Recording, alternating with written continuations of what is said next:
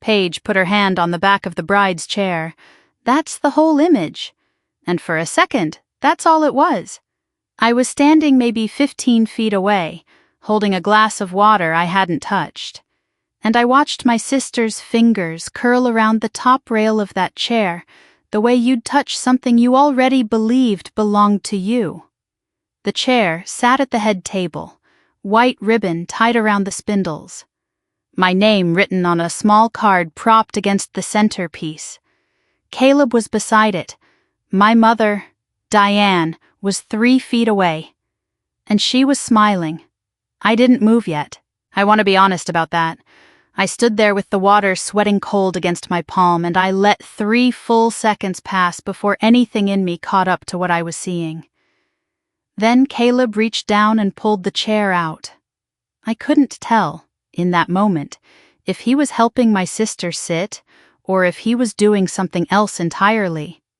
His face gave away nothing. That's a thing about my husband. The man could stand in a burning stairwell, and you'd never know from his expression whether the roof was about to come down.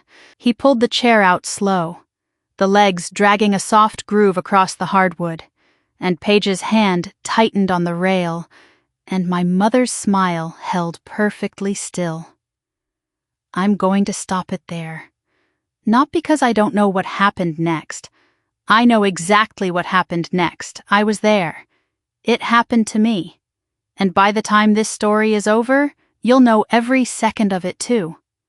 I'm stopping because you need to understand something first, that chair wasn't the beginning.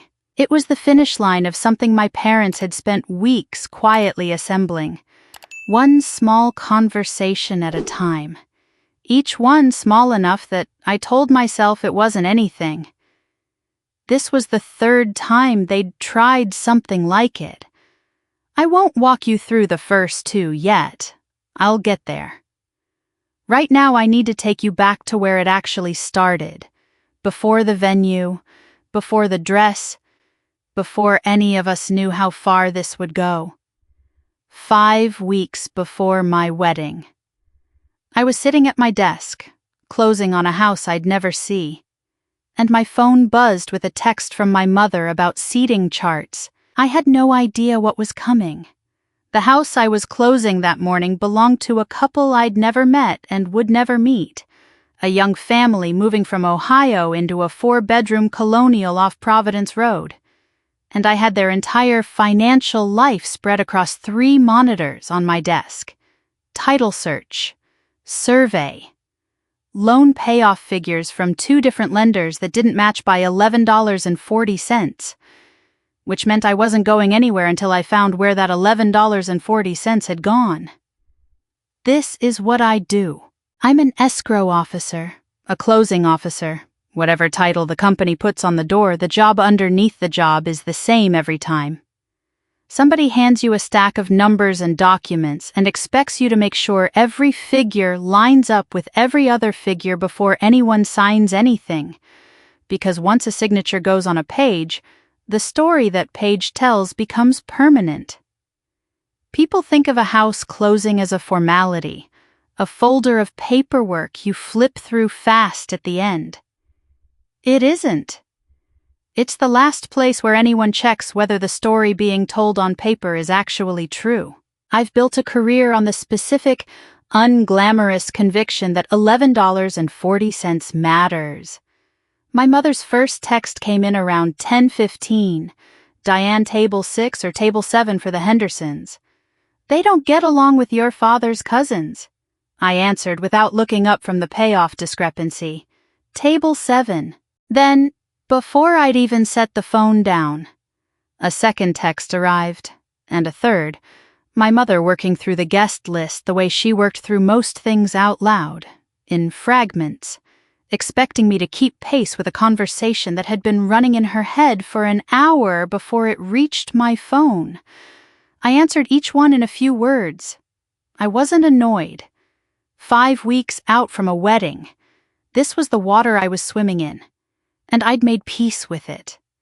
I found the $11.40 at 11 that morning. A per diem interest calculation.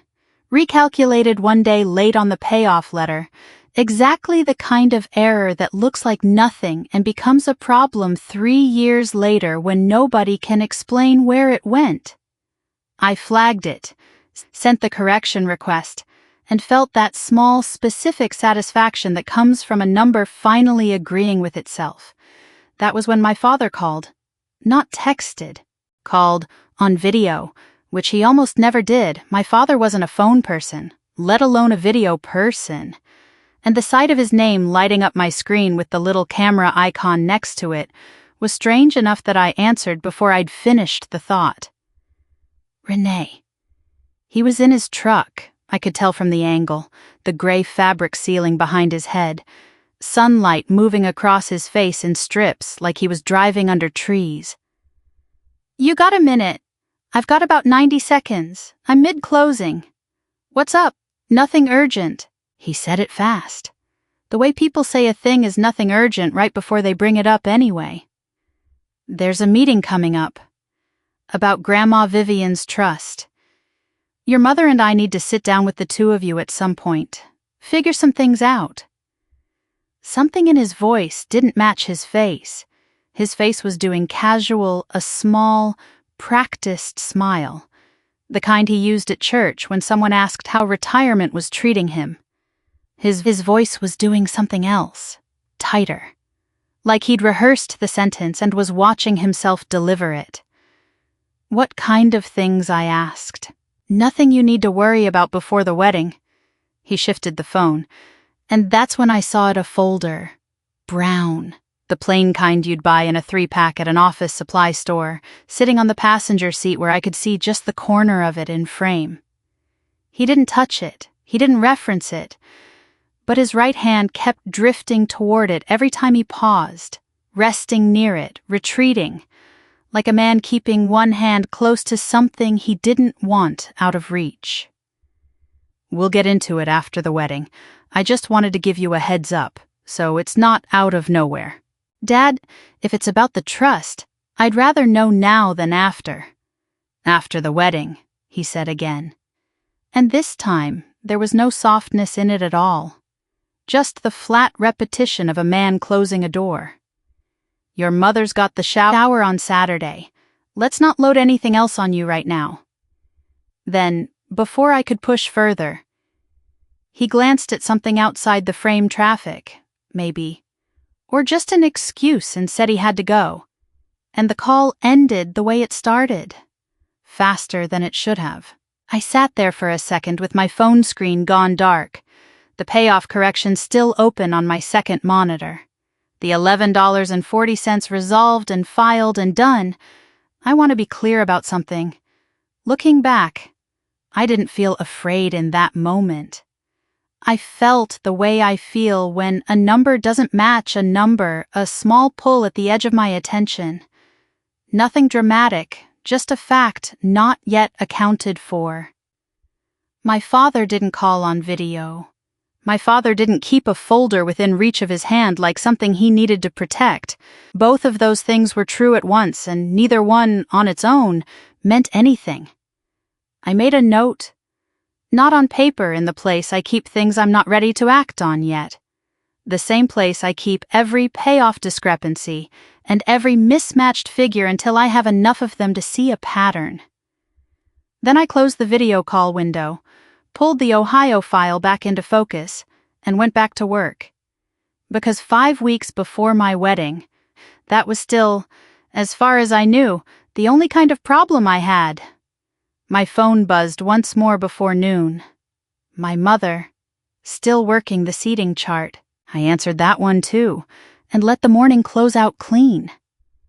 That video call wasn't the first time my father had brought up the trust. It was the second. The first time was 5 weeks earlier than that morning, which puts it about 10 weeks before the wedding. Back before I'd booked a single vendor. Back when the whole idea of marrying Caleb still felt more like a plan than a countdown. Grandma Vivian had been gone 14 months by then. She left behind a trust that my parents administered as co-trustees, and inside that trust was one real asset that mattered: a lake house on Norman, small, weathered, The kind of place that smelled like sunscreen and dock rope no matter what season it was. The trust split the benefit of that house evenly between me and Paige. Not the house itself. Not yet the benefit of it. On paper. In a document my grandmother had signed with a lawyer present, specifically so nobody could argue about it later. My father asked me to lunch that first time. Just the two of us. A diner off Highway 51 he liked because the coffee was strong and nobody bothered you. He worked up to it slowly, the way he worked up to everything uncomfortable, talking about the Panthers, about a leak in the garage roof, before he finally set his fork down and said he needed my help with something. Paige is drowning, he said. The bakery, rent's behind, and it's not the kind of behind you catch up on with a good month. I already knew some of this. Paige mentioned the bakery's struggles the way she mentioned most hard things sideways, in half sentences, framed as temporary. I asked him what he needed from me. Your mother and I want to amend the trust language. Let Paige use her share of the lake house as collateral. Just her share. We'd need your consent. Since it's a joint benefit, the language requires both beneficiaries to sign off on any modification. I told him I'd think about it. That wasn't a lie, and it wasn't a stall either. Thinking about things carefully is the entire architecture of my job, and I didn't see any reason to make an exception for my own family. So that night, after he'd gone home, I did what I do with any file that has a number attached to it that someone wants me to sign off on. I looked closer. It didn't take long.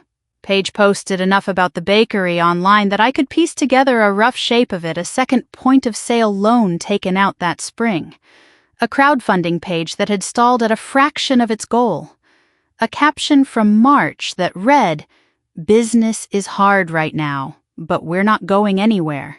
3 fire emojis, 41 comments of support."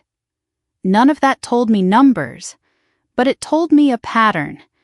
And the pattern was one I recognized from work more times than I could count: debt taken out to cover a gap that already existed, not debt taken out to grow into something new. I've closed loans for people expanding a business, and I've closed loans for people treading water. And after enough years in this job, you learn to tell the difference from the outside, the way a doctor can sometimes tell from across a room. I called my father back 2 days later and told him no. Not no to helping Paige, no to modifying the trust. I told him the lake house benefit was the one piece of what Grandma Vivian left us that had actual legal protection built around it, on purpose, and that using it as collateral for a business that was already losing money wasn't a bridge. It was a second hole in the same boat. He didn't like the answer. He got quiet in that particular way he has. The silence he uses instead of arguing, and I could hear him deciding whether to push. He didn't. Not that call. But 2 days after that, I got a text from him, vague enough that I wanted it on the record in writing before this went any further. So I wrote back something clear and simple and unmistakable, the kind of sentence I'd want to find later if anyone ever asked what I'd actually said. I don't agree to amend the trust. Mom and Dad need to fix Paige's operating problem first, not use Grandma's trust to cover it. I sent it, and I meant every word of it, and I didn't hear from my father again on the subject for nearly a week. When I finally did hear something, it wasn't from him. It was from my mother, at the end of a phone call about something else entirely, dropped in almost as an afterthought, the way she dropped the things that mattered most. "You're the strong one, Renee," she said. "Paige is the one who needs to be looked after. You've always understood that." I didn't argue with her. I'd heard some version of that sentence since I was 9 years old, back when it meant I didn't get to cry about things and Paige did. And by 32, I'd stopped expecting it to change shape. I just told her I loved her, and that my answer about the trust wasn't going to be different depending on who asked me, and we moved on to talk about flowers. Back at my desk, 5 weeks later. With my father's video call just ended and the payoff correction filed, I thought about that lunch again. I thought about the lake house, and the folder on his passenger seat, and the 2 words he kept repeating after the wedding like a date on a calendar he was building toward on purpose. I still believed I'd made the right call. I want that on the record, too. Whatever came next. I never once looked back at that diner off Highway 51 and wished I'd said yes. Saturday came fast, the way the last few weeks before a wedding always do, and by 10 that morning, I was standing in my mother's living room in my dress, arms out, while the seamstress my mother had hired pinned the waist a half-inch tighter than it needed to be. Diane had called it a final fitting with a few girls over, which was her way of saying bridal shower without using the word bridal shower, because a word like that came with expectations she didn't want to manage games. Favors. A guest list she'd have to defend later to people who weren't invited. What it actually was me in the dress, 8 women from church and a few cousins on folding chairs with mimosas, and my sister moving through the room like she'd been hired to run it. Paige was sweet that morning. Too sweet.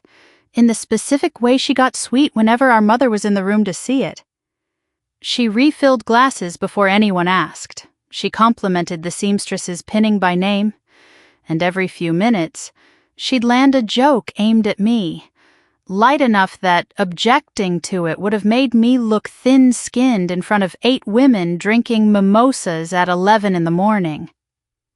Renee's had the seating chart color-coded since March, she told the room, laughing, holding up her own phone like proof. Color-coded, you guys. There's a legend. A few of the women laughed. I laughed too, because it was true, and because I genuinely didn't think there was anything underneath it yet. She had Caleb redo the invitation wording 3 times, Paige said a few minutes later, to a cousin who'd asked how planning was going. Poor guy. I told him, "Welcome to loving a woman who reads contracts for a living." That one landed a little harder. Close enough to something real that a couple of the women glanced my way to see how I'd take it. I took it fine. I said something about how somebody in this family had to keep the RSVPs organized. And the room moved on, and the seamstress asked me to turn so she could check the hem. It was small. I want to be honest about how small it felt in the room, because that's part of what made it work.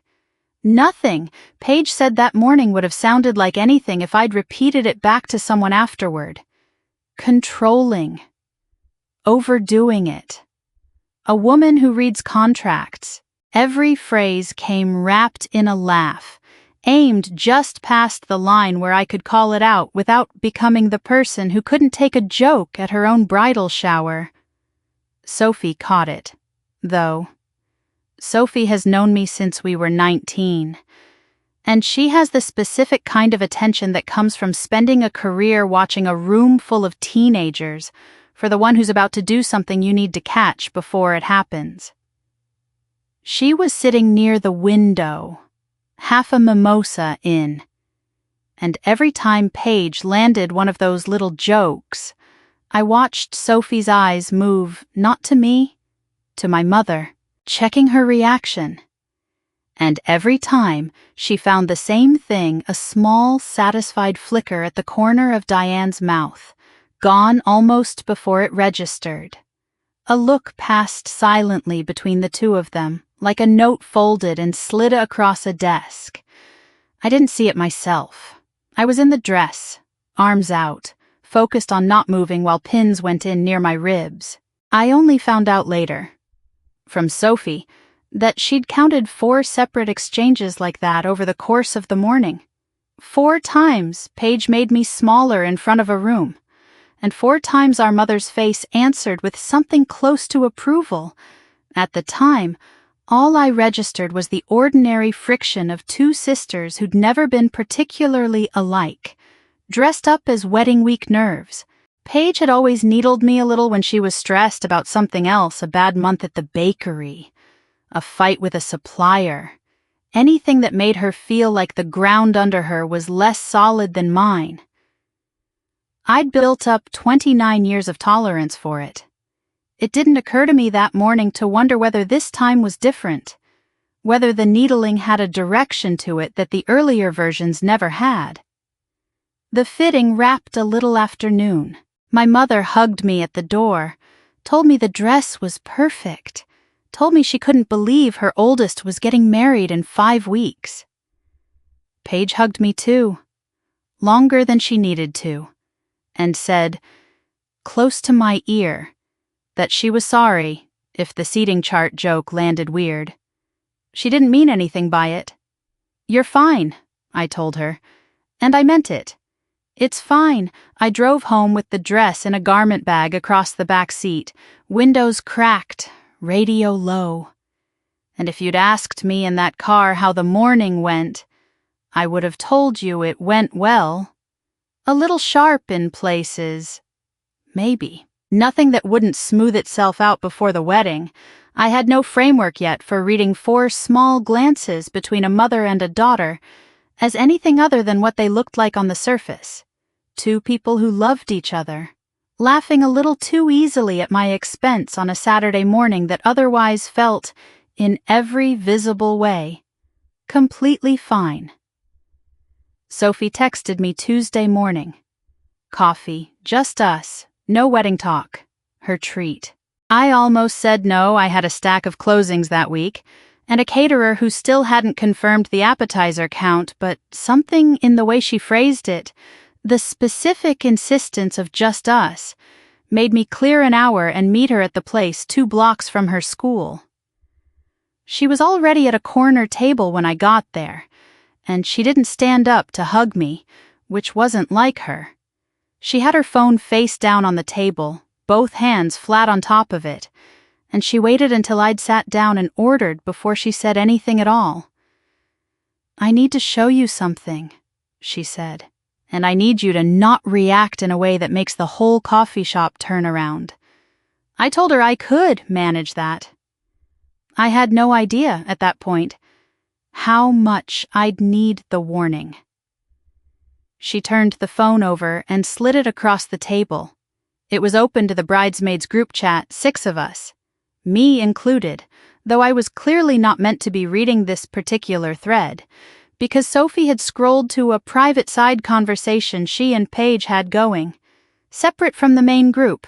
She'd screenshotted it rather than let me scroll live, which told me she wanted me to see it exactly once, in a form she controlled, rather than let me go digging further than she'd already gone. The messages were from 2 nights earlier. Paige, okay, not to be dramatic, but Renee has been so difficult lately, like almost called the wedding off level of stressed Paige. It's a lot managing everyone, TBH. Mom's a wreck. Dad's stressed about money for the reception. Renee's snapping at everybody. Paige, someone has to keep the peace in this family, lol. Guess it's me. I read it once. Then I read it again. Slower. And then a 3rd time. And by the 3rd pass, I wasn't reading for content anymore. I already had the content. It hadn't changed between reads I was reading to make sure I had the exact words, because some part of me had already decided this was a document now, not a conversation, and documents deserve to be read precisely. Sophie watched me do it without saying anything. She's known me long enough to recognize the difference between me getting upset and me getting careful, and she let the careful version run its course. I never told her I almost called off the wedding. I finally said, because I never said that to anyone, ever. I know, Sophie said. I've been busy. I've been tired some nights. I have never once, at any point, been close to calling off this wedding. I know that too. What got me and I sat with this for a long moment before I could put words to it, turning Sophie's phone slightly on the table like the angle of it might change what it said wasn't really the lie itself. Lies happen. People exaggerate to make a story land better in a group chat, and if this had been a one-time thing, A bad joke stretched too far. I might have let it go with an eye roll and a text telling Paige to cut it out. What got me was the shape of it. Difficult. Snapping at everybody. Someone has to keep the peace. Guess it's me. I recognized that shape the way you recognize a signature you've seen 100 times before, even in a font you've never seen it in.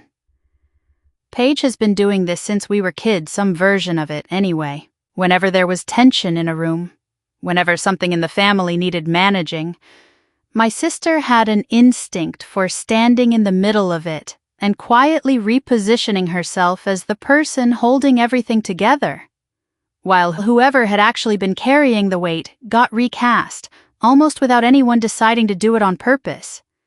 As the problem, I'd watched her do it to teachers. I'd watched her do it to boyfriends. I'd never until that Tuesday morning coffee watched her do it to me, in writing, 5 weeks before my wedding, to 5 other women who were about to stand next to me at the altar. Does anyone else believe it? I asked Sophie. I don't know, she said. I didn't respond in the thread. I didn't want her to know I'd screenshotted it, and I didn't want to say anything that tipped her off before I talked to you. She hesitated. For what it's worth, I don't think the other girls are going to believe it if it's just this. It's one message. But Renee, this is the kind of thing that gets worse if nobody says anything. That's usually how it works. I didn't answer right away. I sat there with my coffee going lukewarm, running the message back through my head one more time.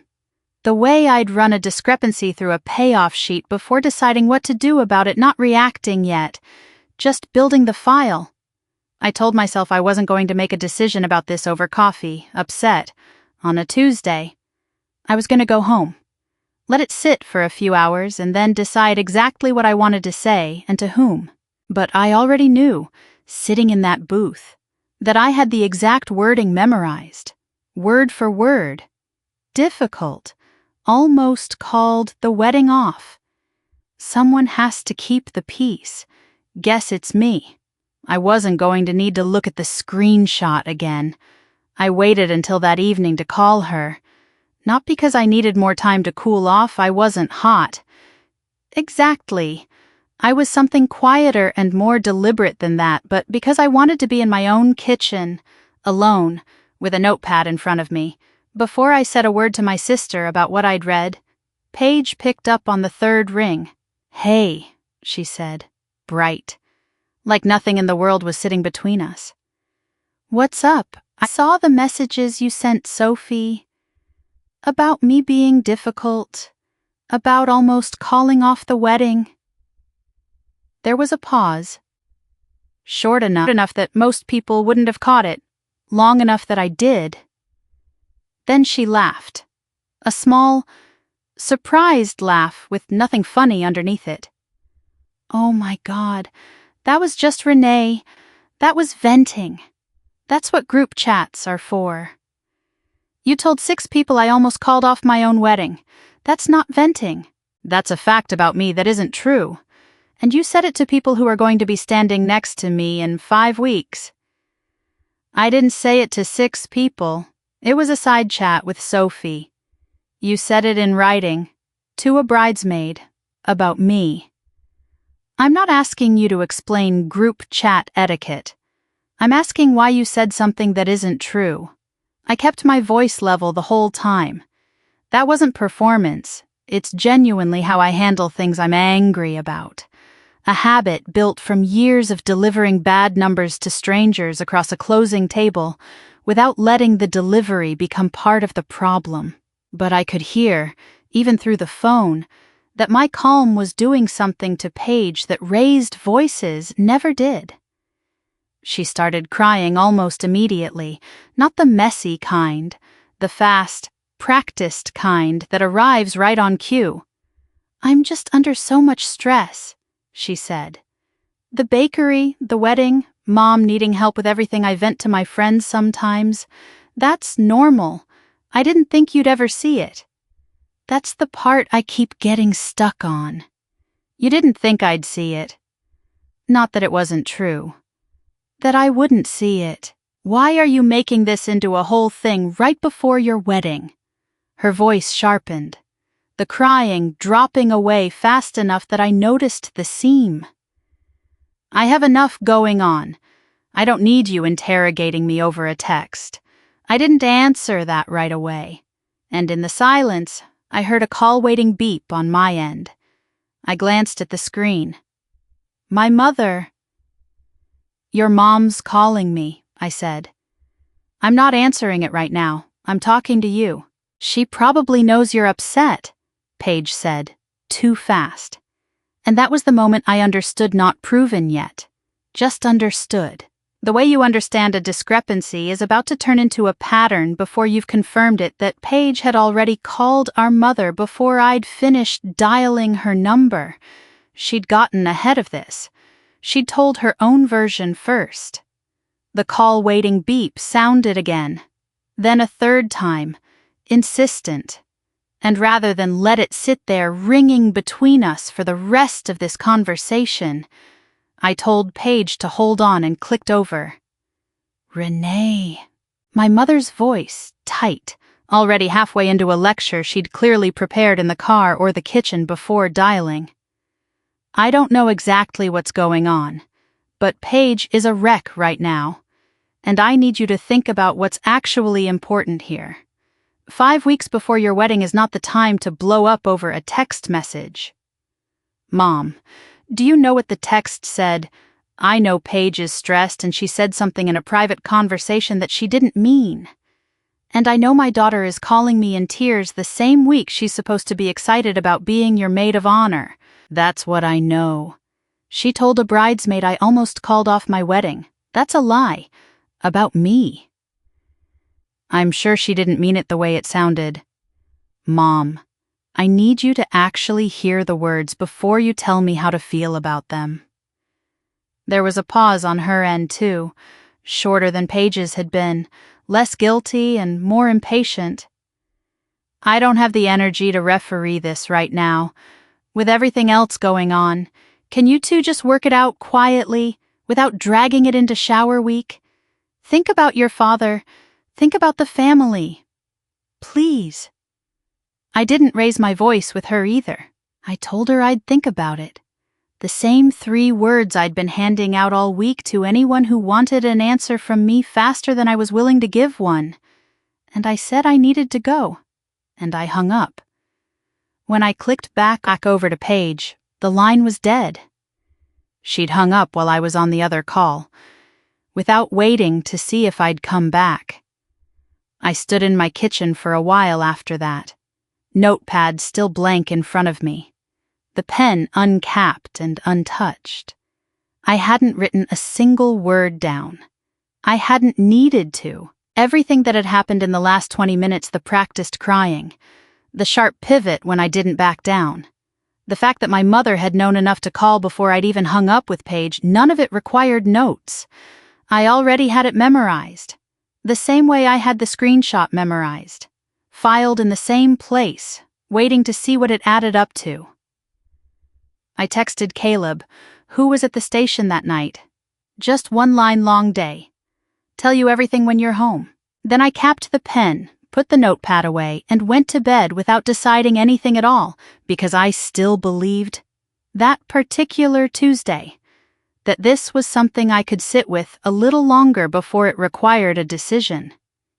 Caleb's shift ran a full 24 hours, so it wasn't until the next evening that I heard his truck in the driveway and had the chance to actually tell him everything.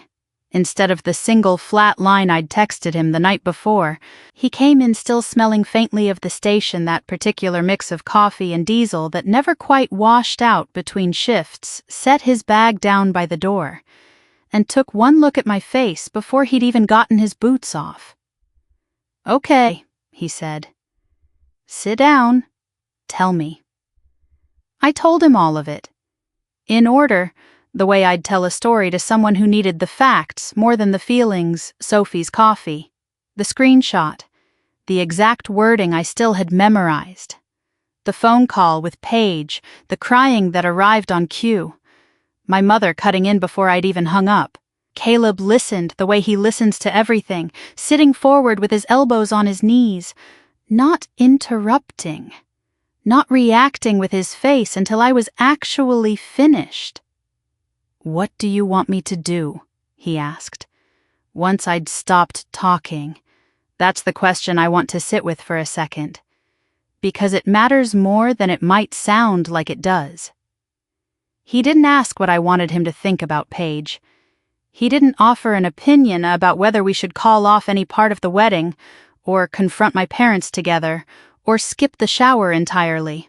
He didn't tell me I was overreacting, and he didn't tell me I wasn't overreacting enough. He asked what I wanted him to do, which is a different question, and it's the question that tells you everything about a person you're about to marry, whether they see a hard moment as theirs to manage for you, or as yours to decide, with them standing next to you while you do it. "I don't want to make a scene," I told him.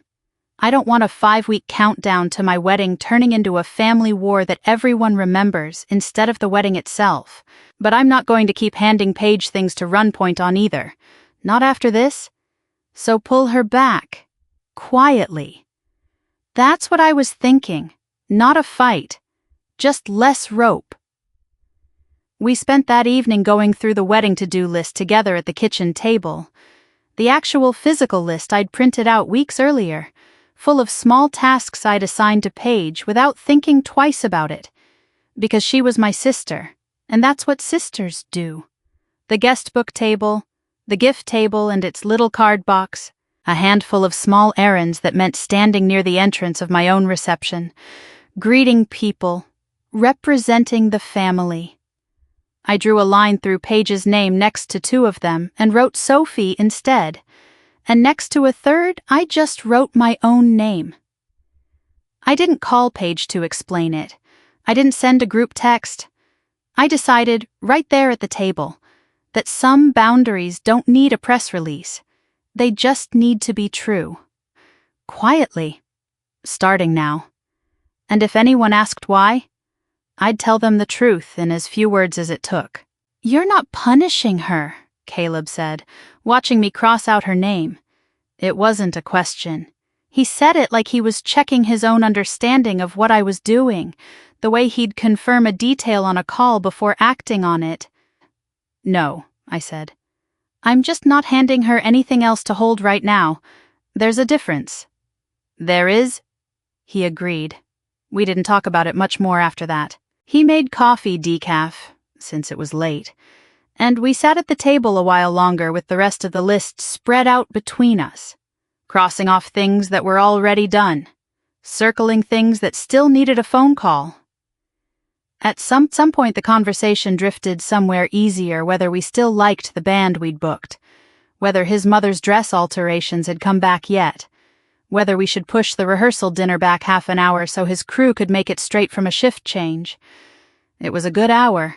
I want to say that plainly, because so much of what I'm about to tell you gets heavy, and this part didn't need to be heavy at all. Caleb and I sat at our own kitchen table, 5 weeks out from getting married, crossing small tasks off a list together. And for that hour, the version of my family that existed in that room was just the 2 of us, building something calm and specific and entirely our own. I remember thinking, somewhere in the middle of that hour, that this was the version of a family I actually wanted, not the one I'd been born into, with its silent glances and its practiced tears and its careful arithmetic of who got protected and who got asked to hold everything together, but the one I was in the process of building on purpose, one crossed-off task at a time, with a man who asked what I wanted instead of telling me what he assumed I needed, before bed. He pulled me in against his chest in the hallway, the way he does when he can tell I'm still turning something over even after I've stopped talking about it out loud. "For what it's worth," he said, "I don't think this is over. Whatever it is, I didn't ask him what made him say that. Some part of me already agreed with him, and some part of me wasn't ready yet to say so out loud. The venue walkthrough was scheduled for the following Thursday, and it wasn't supposed to include my father at all. It was supposed to be me, Caleb, and Marisol, the coordinator we'd hired at Cedar Hollow Estate, walking the property one more time to confirm layout where the ceremony chairs would go under the oaks, where the head table would sit inside the reception hall, how the caterers would move between the kitchen and the floor without crossing paths with 210 guests trying to find their tables. It was a logistics meeting. Nothing emotional about it. Nothing that should have required my father to be anywhere near the property. He showed up anyway, 20 minutes in, parking his truck at the edge of the gravel lot and walking up like he'd been invited. "Thought I'd come help," he said, to Marisol more than to me, glancing at the clipboard in her hand as though he might have useful opinions about linen colors. Caleb caught my eye across the room. Neither of us said anything. For a while, it was fine. My father trailed the walkthrough, nodding at things, asking Marisol a question about parking that she answered patiently. Caleb stayed close, the way he does when he senses something without being told what it is. It wasn't until we reached the back hallway near the service entrance, a narrow corridor between the reception hall and the kitchen, out of Marisol's sightline for the 2 minutes she stepped away to take a call, that my father put a hand lightly on my arm and asked if he could talk to me for a second. I knew what it was before he said a word. There's a particular stillness that settles over my father's face right before he brings up the trust. A kind of bracing, like a man about to step into cold water on purpose because he's decided it's necessary. "I know we said after the wedding," he started. "But I need to be honest with you. Things are getting complicated faster than I expected. I need this settled before everything else piles up." "What's getting complicated?" The bank page is working with wants clarity on the collateral situation before they'll extend anything further. If we don't have the trust language sorted soon, she could lose the lease on the shop entirely. He said it fast, low. The words running together the way they do when someone's said a sentence enough times in their head that it's worn smooth. "It's just your signature, Renee. That's all it is, one signature, and this whole thing stops being a crisis." "Dad, I already told you no. In writing, weeks ago. I know what you told me. I'm asking you to think about it again, with what's actually at stake now." "Nothing about what's at stake has changed since I told you no the first time. You're describing the same problem with a tighter deadline. That doesn't change my answer." His jaw worked for a second, and I watched him decide, visibly, whether to push harder or back off. The same calculation I'd watched him run at that diner off Highway 51 10 weeks earlier. He backed off, this time, but not gracefully, more like a man conceding a round he still believed he'd win eventually. "I just need you to think it over before I have to tell your mother we're out of options," he said. And then Marisol's footsteps came back down the hallway, and the conversation folded itself shut as fast as it had opened, both of us straightening up like nothing had happened. My father asking her a question about outdoor lighting as though he'd never said a word about a signature. We finished the walkthrough.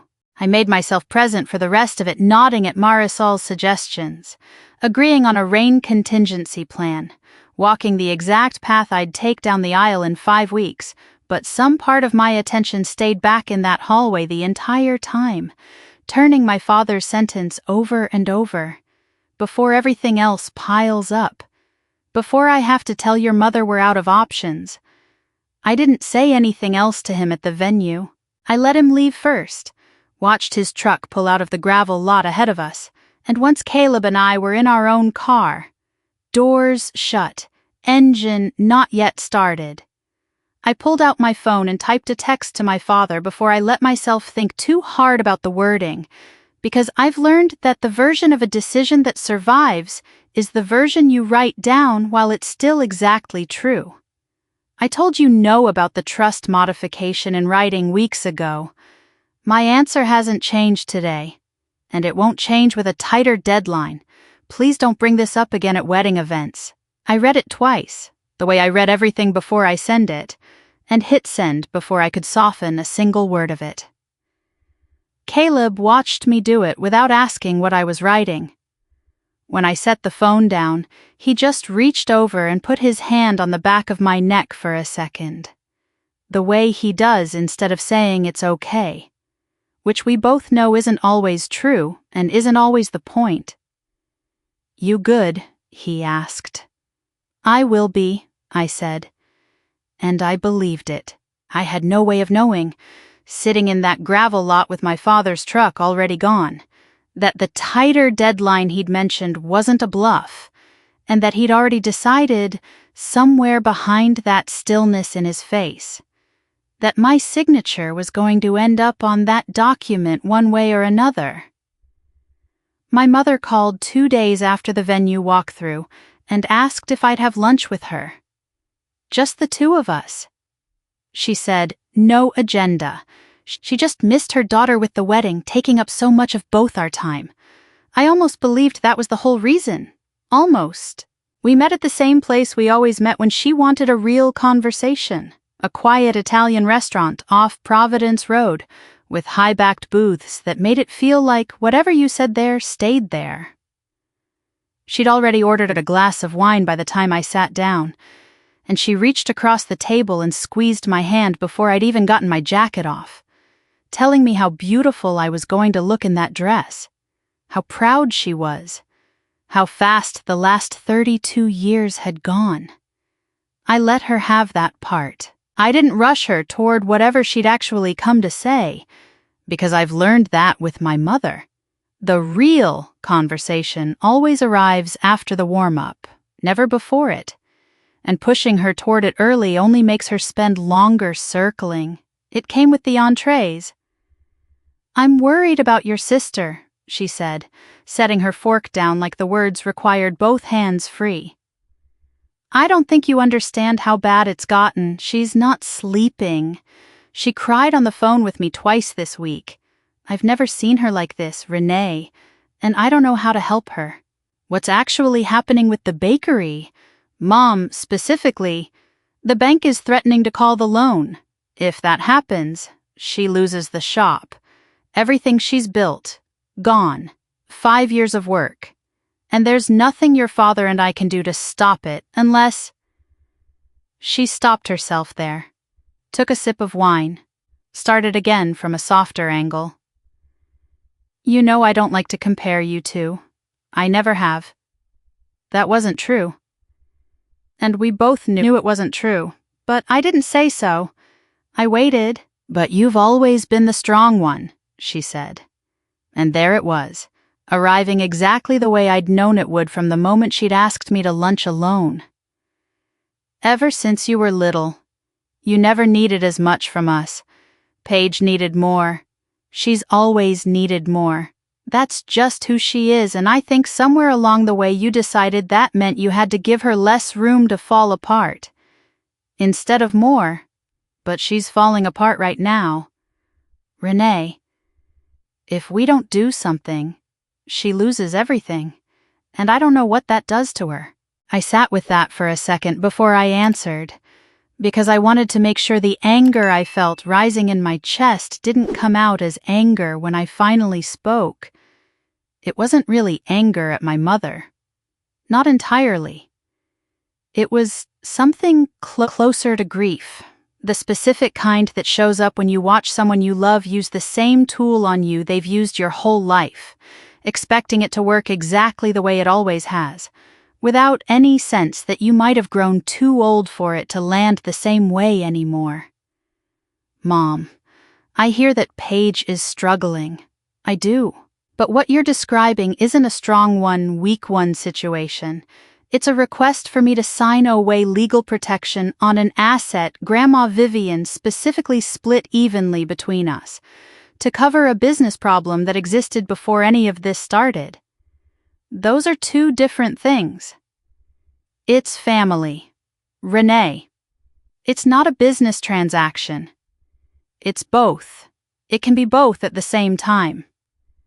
That's exactly why Grandma had a lawyer draw it up the way she did so that loving each other wouldn't turn into obligating each other. My mother's eyes went bright, not with tears exactly, more with the particular frustration of someone who'd expected a different outcome and was recalculating in real time. So that's your answer? No, even now, with everything on the line for your sister. That's my answer. It was my answer 10 weeks ago, and it's my answer today. And reminding me I'm the strong one isn't going to change it. If anything, it makes me wonder why being strong is always the thing that gets used against me instead of for me. She didn't have a response to that. Not right away. She picked her fork back up, moved a piece of chicken around her plate without eating it, and for a while we sat in a silence that wasn't comfortable but wasn't a fight either. The particular quiet of two people who'd said everything they were willing to say and weren't ready to say anything new. We finished lunch talking about smaller things, flowers, the final head count. Whether Aunt Carol was bringing a +1, nobody had approved. My mother hugged me tightly when we said goodbye in the parking lot, told me she loved me, told me not to worry about any of it, that everything would work itself out. I hugged her back and told her I loved her too, because both of those things were true regardless of everything else sitting underneath them. But I drove home with the radio off, windows up, a feeling settling into my chest that I couldn't quite name yet. Not fear. Not exactly. Something closer to the sensation of watching a storm system on a weather map, still 2 counties away, moving in your direction at a speed you can't quite calculate from where you're standing. My mother hadn't said the word again after I'd answered her the first time. She hadn't pushed the way my father had pushed in that hallway at Cedar Hollow. That, somehow, worried me more than if she had. I didn't tell Caleb about the lunch right away. Not because I was hiding it, I told him everything. Eventually, always, but because that Friday evening we had something planned that had nothing to do with my family at all. And for once, I wanted to protect it. We were picking up our wedding bands. The jeweler was a small shop downtown, run by a man named Elton who'd been sizing rings in the same storefront for almost 30 years. And he had ours ready in a little velvet box lined up on the counter when we walked in. Caleb tried his on first, plain-brushed titanium. Nothing flashy. Exactly what he'd wanted from the start because, as he put it, he didn't need to explain a ring to anyone. He just needed one that would survive a shift. Mine sat next to my engagement ring, a thin band that curved to match the setting. And when Elton slid it onto my finger and stepped back to look, I felt something in my chest loosen for the first time in almost 2 weeks. "That's the one," Caleb said, watching my face rather than the ring. We didn't rush out of the shop. Elton told us about his own wedding, 41 years ago. A story about a best man who'd shown up to the ceremony with the wrong shoes and had to borrow a pair from a groomsman 2 sizes too big. And Caleb laughed in a way I hadn't heard him laugh in a while. Easy, unguarded, nothing behind it. I stood there in that small shop with good lighting and the smell of metal polish, my new ring catching the light every time I moved my hand, and I let myself believe, just for that half hour, that this was simply what my life was becoming. A ring. A man who laughed at an old jeweler's story. Nothing more complicated than that. We had dinner at home that night instead of going out, which had become its own kind of ritual over the last few weeks' takeout from the Thai place near the fire station, spread across the coffee table instead of the dining table. Some show neither of us really watched playing low in the background while we talked. Caleb told me about a call his crew had run that week, a chimney fire that had turned out to be nothing serious once they got inside, and how the homeowner had insisted on making the whole crew coffee afterward even though it was 2 a.m. "People do strange things when they're grateful," he said. "People do strange things generally," I said. And he laughed, and for a while we didn't talk about anything that mattered, in the way the last 2 weeks had mattered just logistics. Easy logistics. Whether we wanted a first dance song that was actually danceable or one that just sounded nice, whether his cousin's kids were old enough to be flower girls or would just wander off mid-aisle. What our first Christmas as a married couple might look like if we hosted instead of traveling. At some point, lying against his shoulder on the couch. I told him about the lunch with my mother. I gave him the short version, the strong one. The she loses everything. The answer I'd given and the silence that followed it. He listened without tensing up the way he sometimes did when my family came up. And when I finished, he didn't offer advice. He just asked if I was okay, and I told him I was. And for the most part, in that moment, I believed it. "You know what I keep thinking," I said, after a while. "I keep thinking that if I just hold the line long enough, it'll run out of steam. People get tired of pushing against something that doesn't move eventually. It has to be easier for them to accept my answer than to keep asking the same question and getting the same no." Caleb was quiet for a second. "Maybe," he said, in a tone that wasn't disagreement. Exactly, but wasn't full agreement either, the tone of a man who'd spent a career walking into situations where the fire didn't always behave the way the textbook said it should, and had learned not to promise anyone it would burn out on its own schedule. I chose, that night, not to press him on what he meant by it. I was tired of turning the trust over in my head, tired of measuring every conversation with my parents for hidden weight, and for one evening, I wanted to just be a woman with a new ring on her finger and pad thai going cold on the coffee table, sitting next to a man who made me laugh about chimney fires and flower girls. We went to bed early that night, the wedding 29 days away, and I remember lying there in the dark, thinking that the hardest part might already be behind me, the trust conversation, the group chat, the lunch, and that whatever came next would be smaller, easier. The ordinary noise of the final weeks before a wedding rather than anything I'd need to brace for. I was wrong about that. I didn't know it yet. Lying there with Caleb's arm heavy across my waist and my new ring still slightly unfamiliar against my finger. But I was wrong. And the quiet of that particular night was the last uncomplicated quiet I'd get for a long while. A text from Paige arrived 4 days after the jewelry shop, on an ordinary Tuesday afternoon while I was between closings, and I almost missed it entirely because it came in the middle of a payoff verification for a young couple buying their first house on Sardis Road. "I'm sorry about the group chat thing. That wasn't fair to you and I shouldn't have said it. I'm just really stressed and I took it out sideways. Love you. I read it twice, the way I read most things that touched my family that month, and I sat with it for a moment before deciding what I thought. It wasn't a full apology. If I'm being precise about it, she didn't say the words were untrue, only that saying them wasn't fair, which is a different kind of admission. One that leaves the door open for the same behavior to happen again under a different excuse. But it was something. It was more than she'd offered on the phone, and it came without my mother's fingerprints anywhere on it. Unprompted, in her own words. At a time when nobody else was watching to see whether she did the right thing. I wrote back, "Thank you for saying that. I love you too. Let's just be honest with each other going forward." She didn't respond to that last line, and I noticed the silence, but I let it go. Some doors you leave open a crack even when you're not sure yet whether you want anyone walking back through them. My mother didn't bring up the trust again that week, or the week after.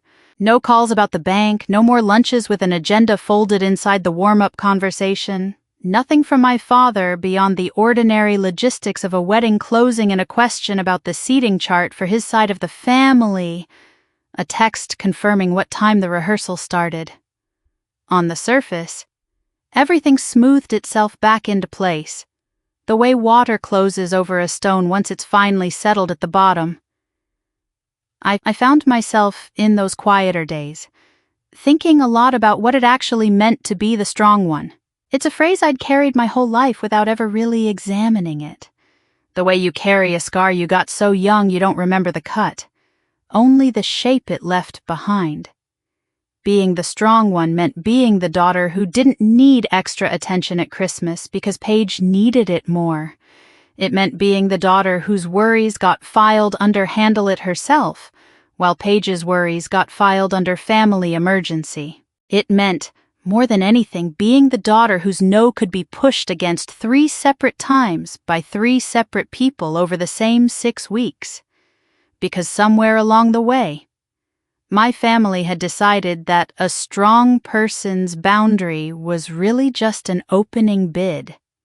For 32 years, I'd accepted that arrangement without much complaint, mostly because I genuinely didn't mind being capable.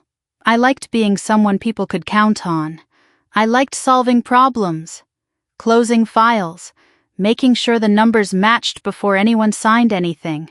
What I was starting to understand, sitting in my own kitchen with a wedding dress hanging in a garment bag in the hallway closet, was that being capable and being available for exploitation had gotten quietly merged into a single expectation somewhere along the way, without my permission.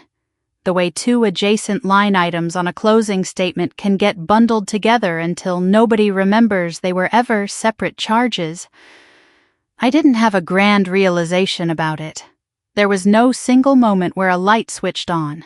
It was smaller than that, a gradual loosening, night after night, of a knot I hadn't known I was carrying until I felt it start to give. I was allowed to say no to my father in a hallway and mean it. I was allowed to cross my sister's name off a to-do list without holding a family meeting to justify it. I was allowed to be the strong one and still have limits, and the 2 things weren't actually in conflict, no matter how many times my mother tried to make them sound like they were. If you'd stopped watching my life right there, at the end of that particular stretch of weeks, you'd have seen a complete story.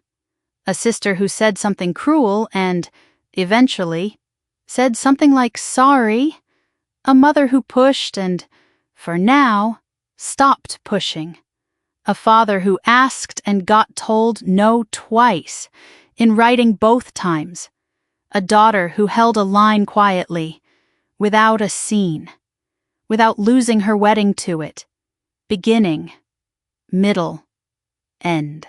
The kind of story that resolves itself the way most family friction resolves itself, not with a dramatic confrontation, but with everyone simply agreeing, tacitly, to let a subject rest for a while. That Sunday evening, I stood in the hallway outside our bedroom for a minute, looking at my dress through the thin garment bag, the shape of it catching what was left of the light coming through the window at the end of the hall. 22 days left.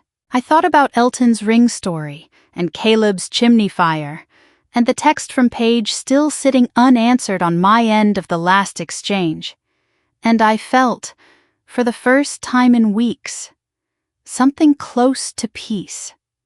I want you to hold on to that feeling with me for a second, because I certainly held on to it. I stood in that hallway believing the hardest part of this whole stretch was already behind me.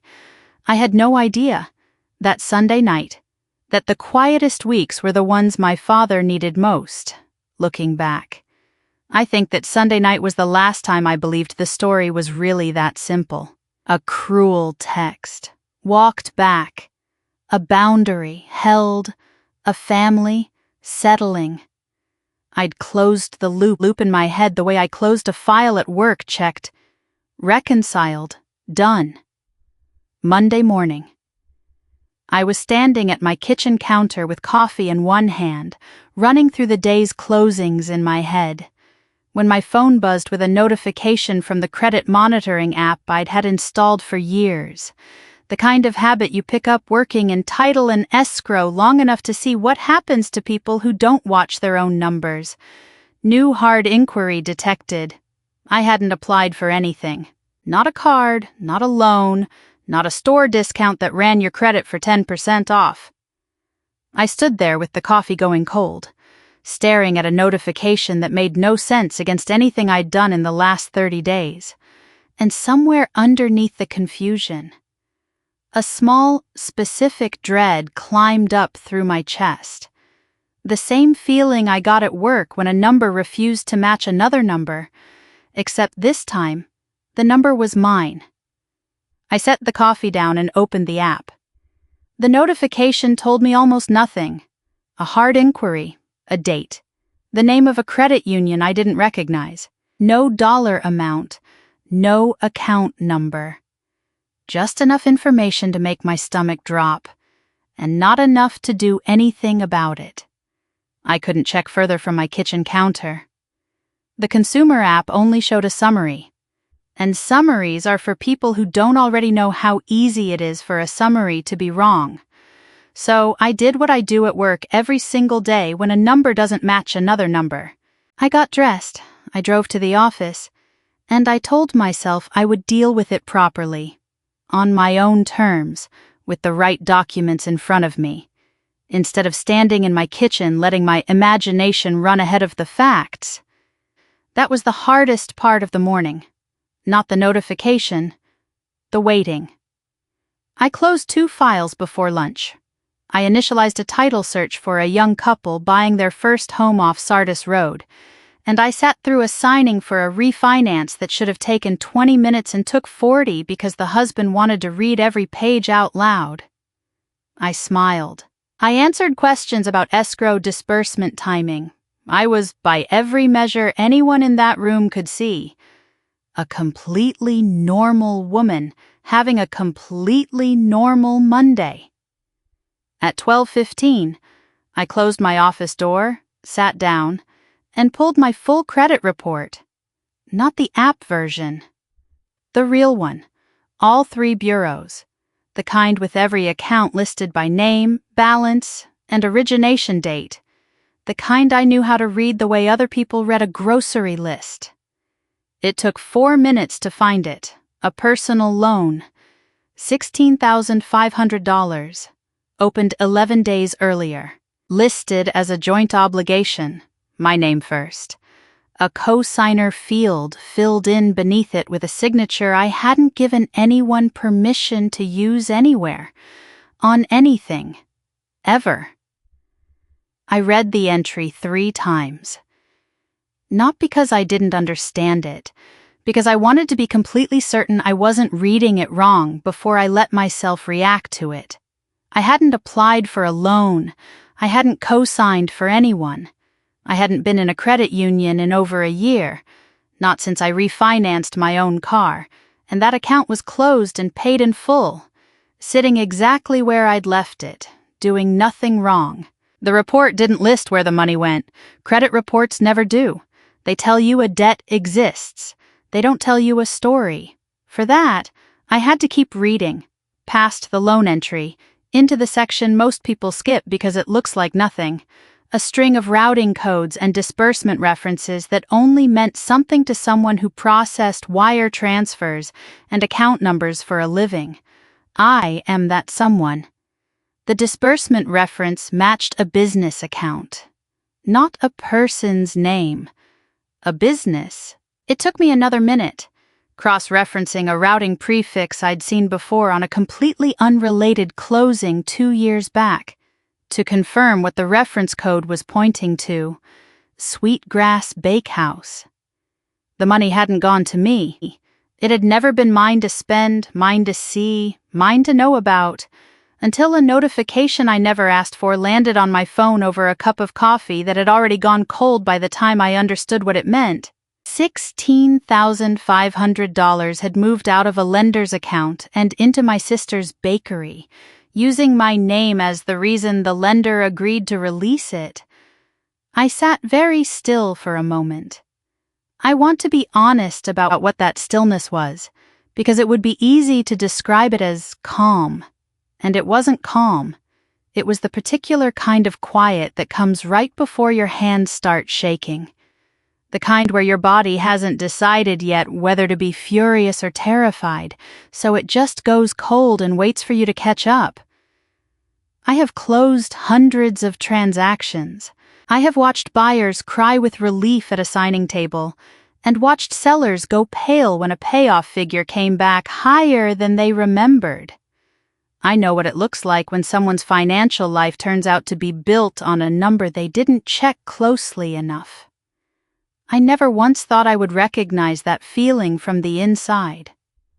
5 weeks earlier, my father had asked me for one signature on a trust modification, and I had said no, in person and then again in writing, so there could be no confusion about where I stood. I had believed, the way I believe closing figures once they're reconciled, that the matter was finished, a door closed, a number checked and confirmed to balance. This wasn't that door. This was a new one I hadn't even known existed until 11 days after someone had already walked through it, wearing my name. I printed the report. I highlighted the loan entry, the cosigner field, the disbursement reference, in that order. The same way I'd flag a discrepancy for a client who needed to see exactly where a number had gone wrong before they'd believe it had gone wrong at all. Then I picked up my phone, not to call my father, not yet, and not my mother either.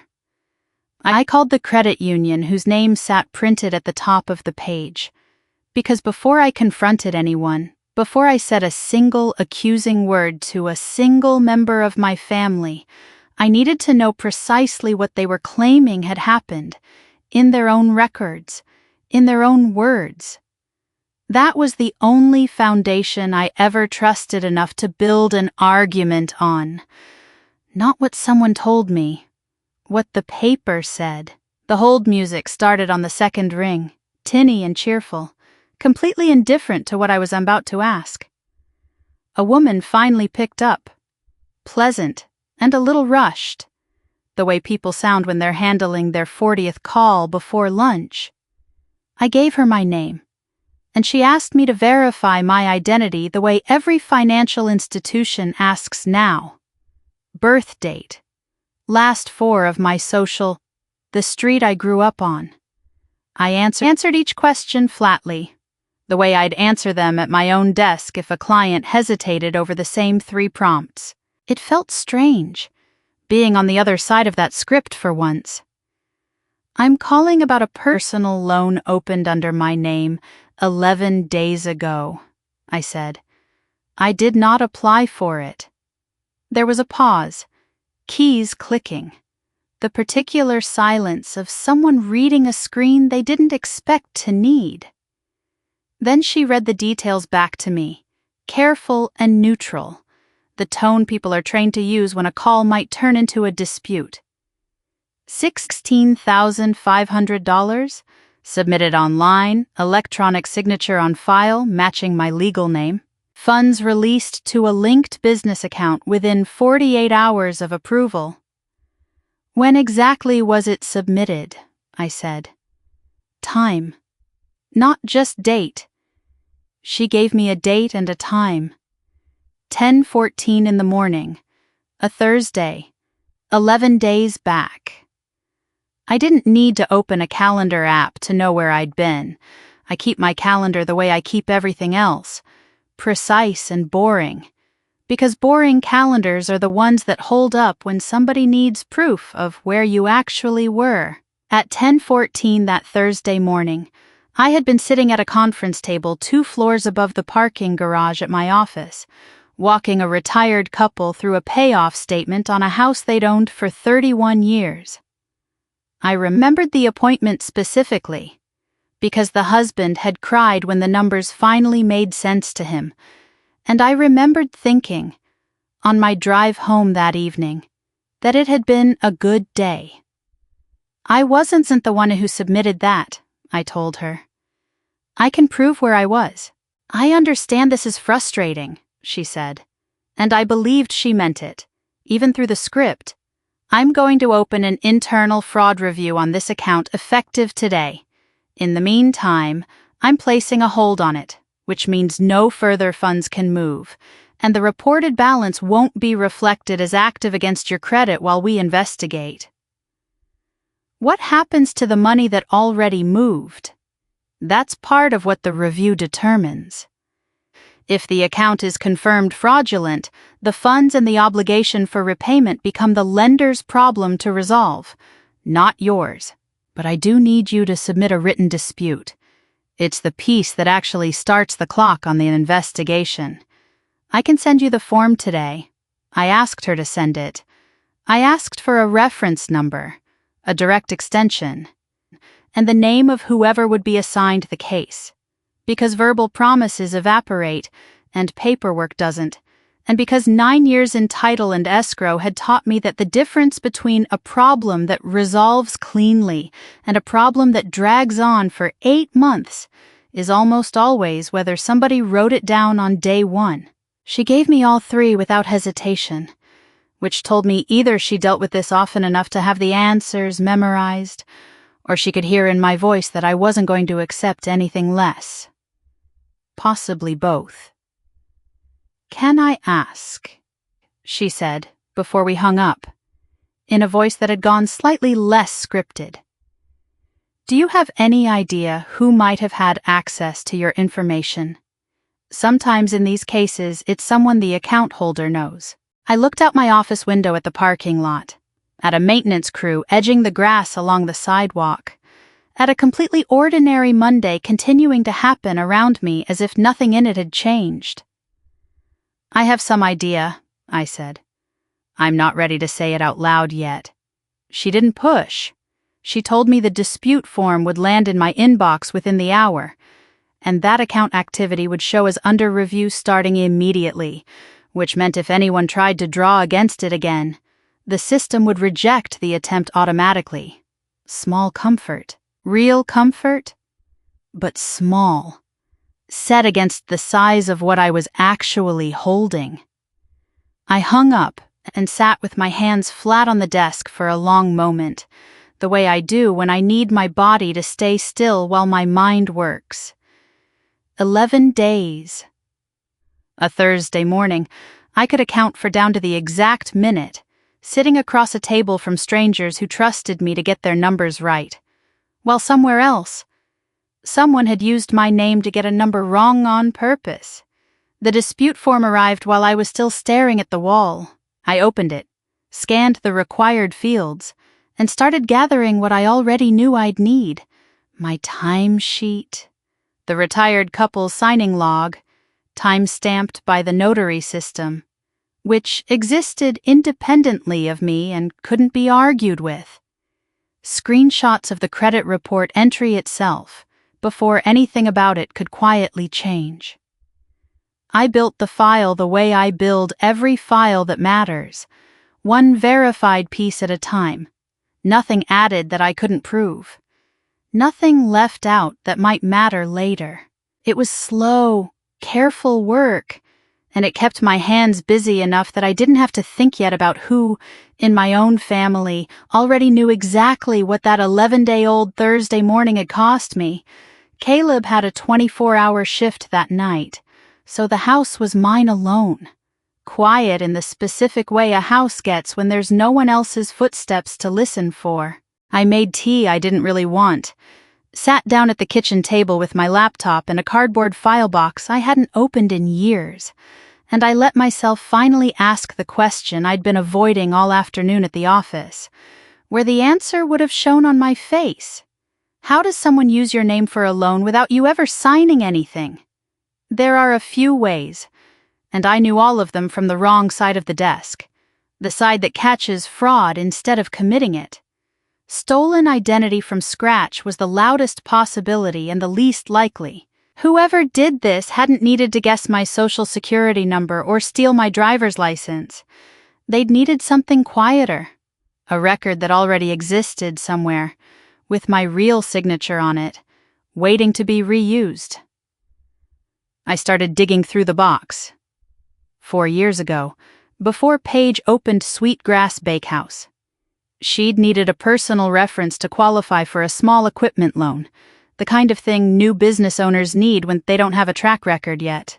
I remembered signing something for her, a reference form, maybe 2 pages, my name and my signature confirming that I knew her, that I'd vouch for her character if not her balance sheet. It had felt like nothing at the time, a formality. The kind of favor you do for your sister without a second thought, because refusing would have felt colder than the request itself. I found the copy in the box, exactly where I expected it, filed under Paige's name from that year. My signature sat at the bottom of the 2nd page, clean and unremarkable. The same signature I'd used on 100 other documents since.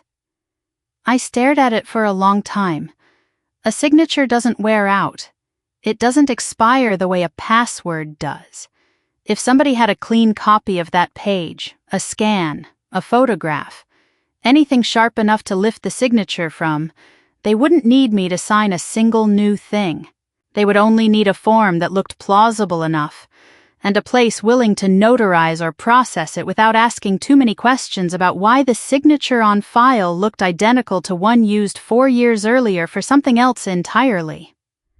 I opened my email next and pulled up the loan confirmation that had landed in my inbox that afternoon. The automated one the credit union sent once a dispute officially opened, summarizing the account details back to me in the same dry language institutions use for everything, whether it's a mortgage or a parking fine. I read it slowly this time, the way I read closing documents, top to bottom. Nothing skimmed. Most of it I already knew. The amount, the date, the disbursement account.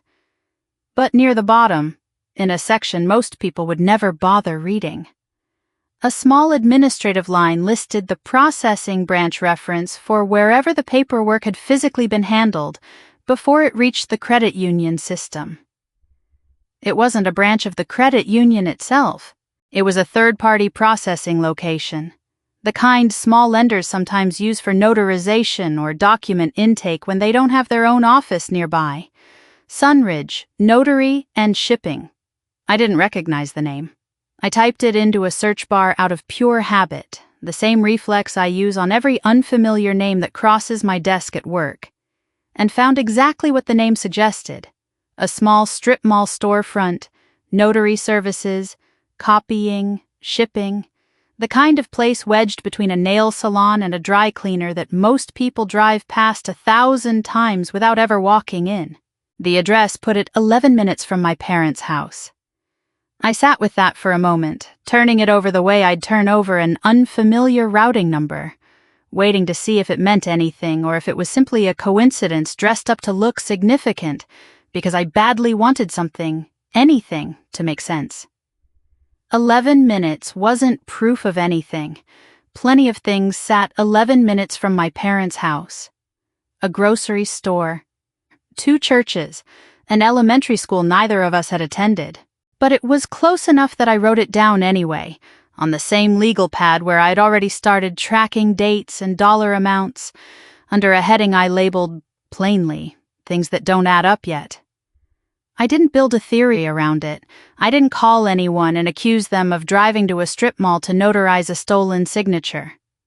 I have built too many transactions on assumptions other people made too early, watched too many deals collapse because somebody decided what a fact meant before they'd confirmed what the fact actually was.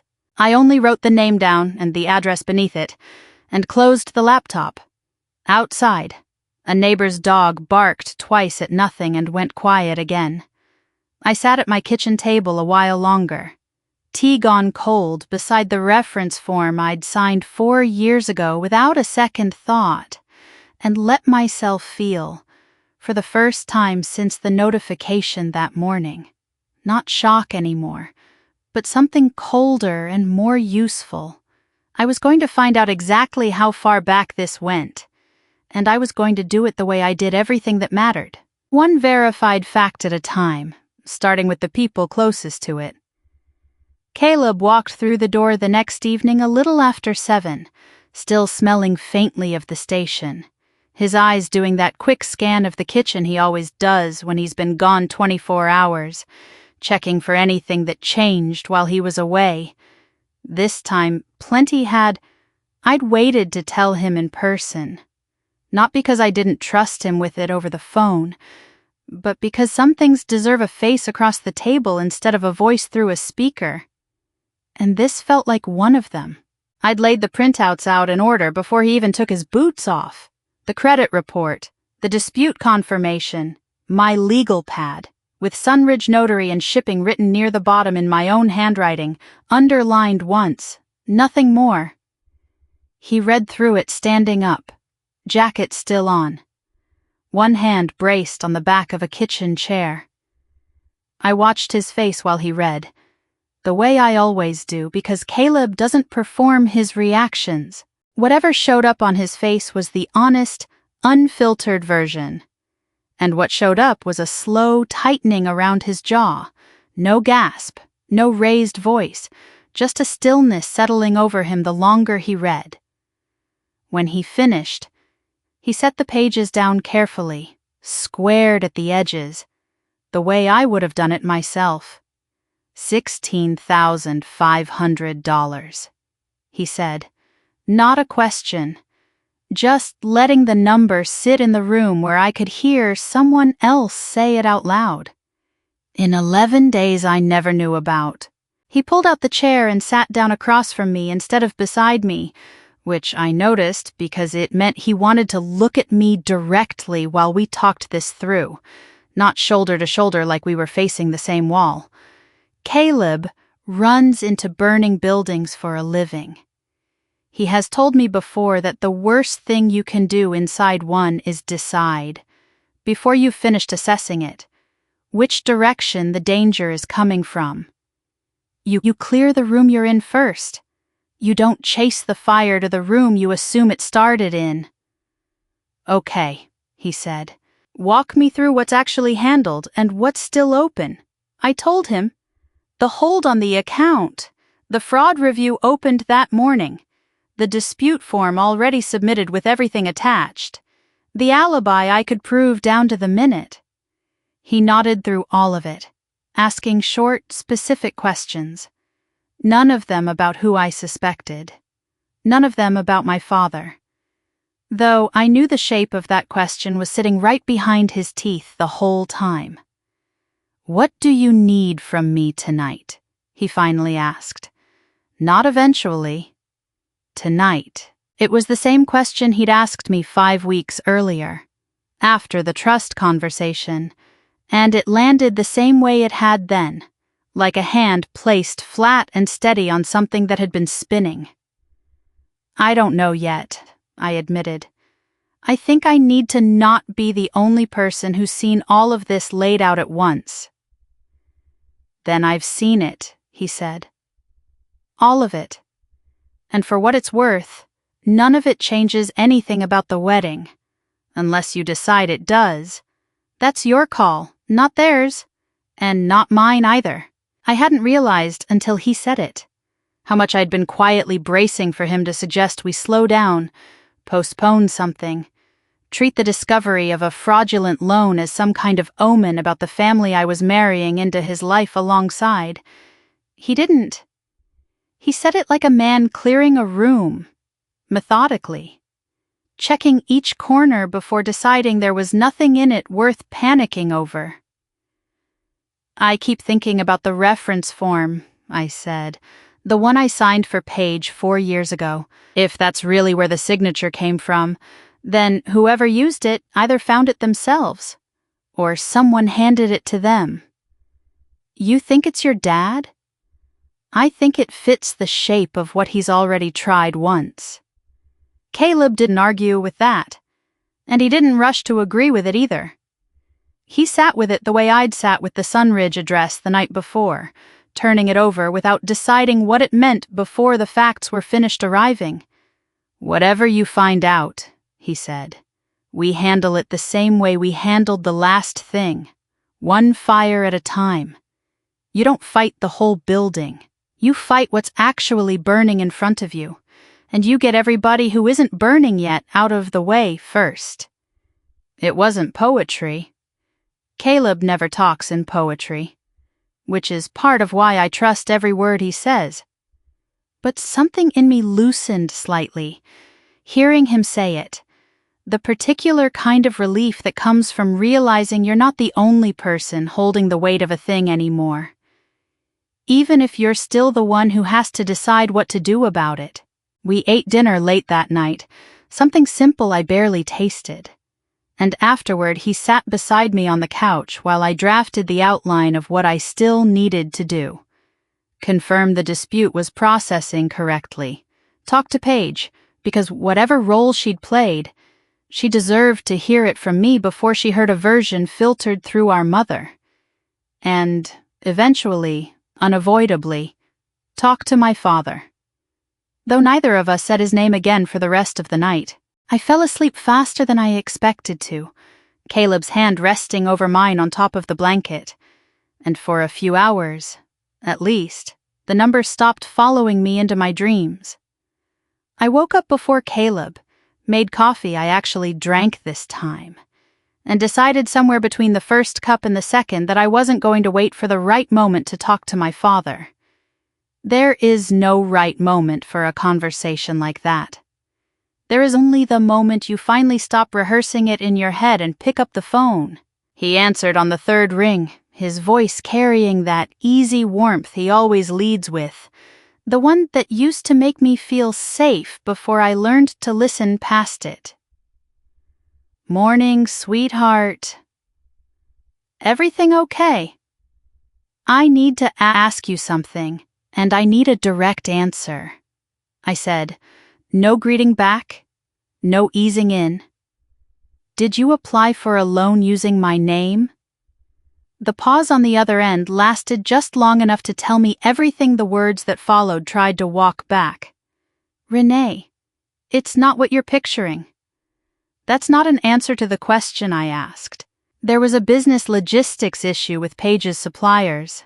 Timing got tight, and your mother and I were going to explain the whole thing to you once it was handled. We didn't want to load you down with it this close to the wedding. "Dad, did you apply for a loan under my name? Yes or no?" Another pause, shorter this time, and something in his voice shifted, the easy warmth thinning into something more careful, the tone of a man choosing his next sentence the way you'd choose a step on ice. "I used a file that already existed," he said. "One you'd signed before. For your sister, it wasn't like I invented anything out of nothing. That form was for a reference 4 years ago. It had nothing to do with a loan, and nothing to do with permission for anyone to sign my name onto a new debt.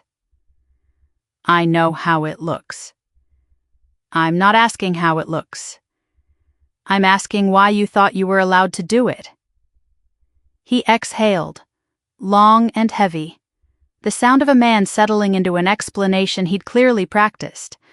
Maybe in the truck on the way to somewhere, maybe in the mirror, because I believed, genuinely believed, that once you saw it was already moving, already helping your sister keep her doors open, you'd come around and be glad it happened, even if the paperwork got ahead of the conversation.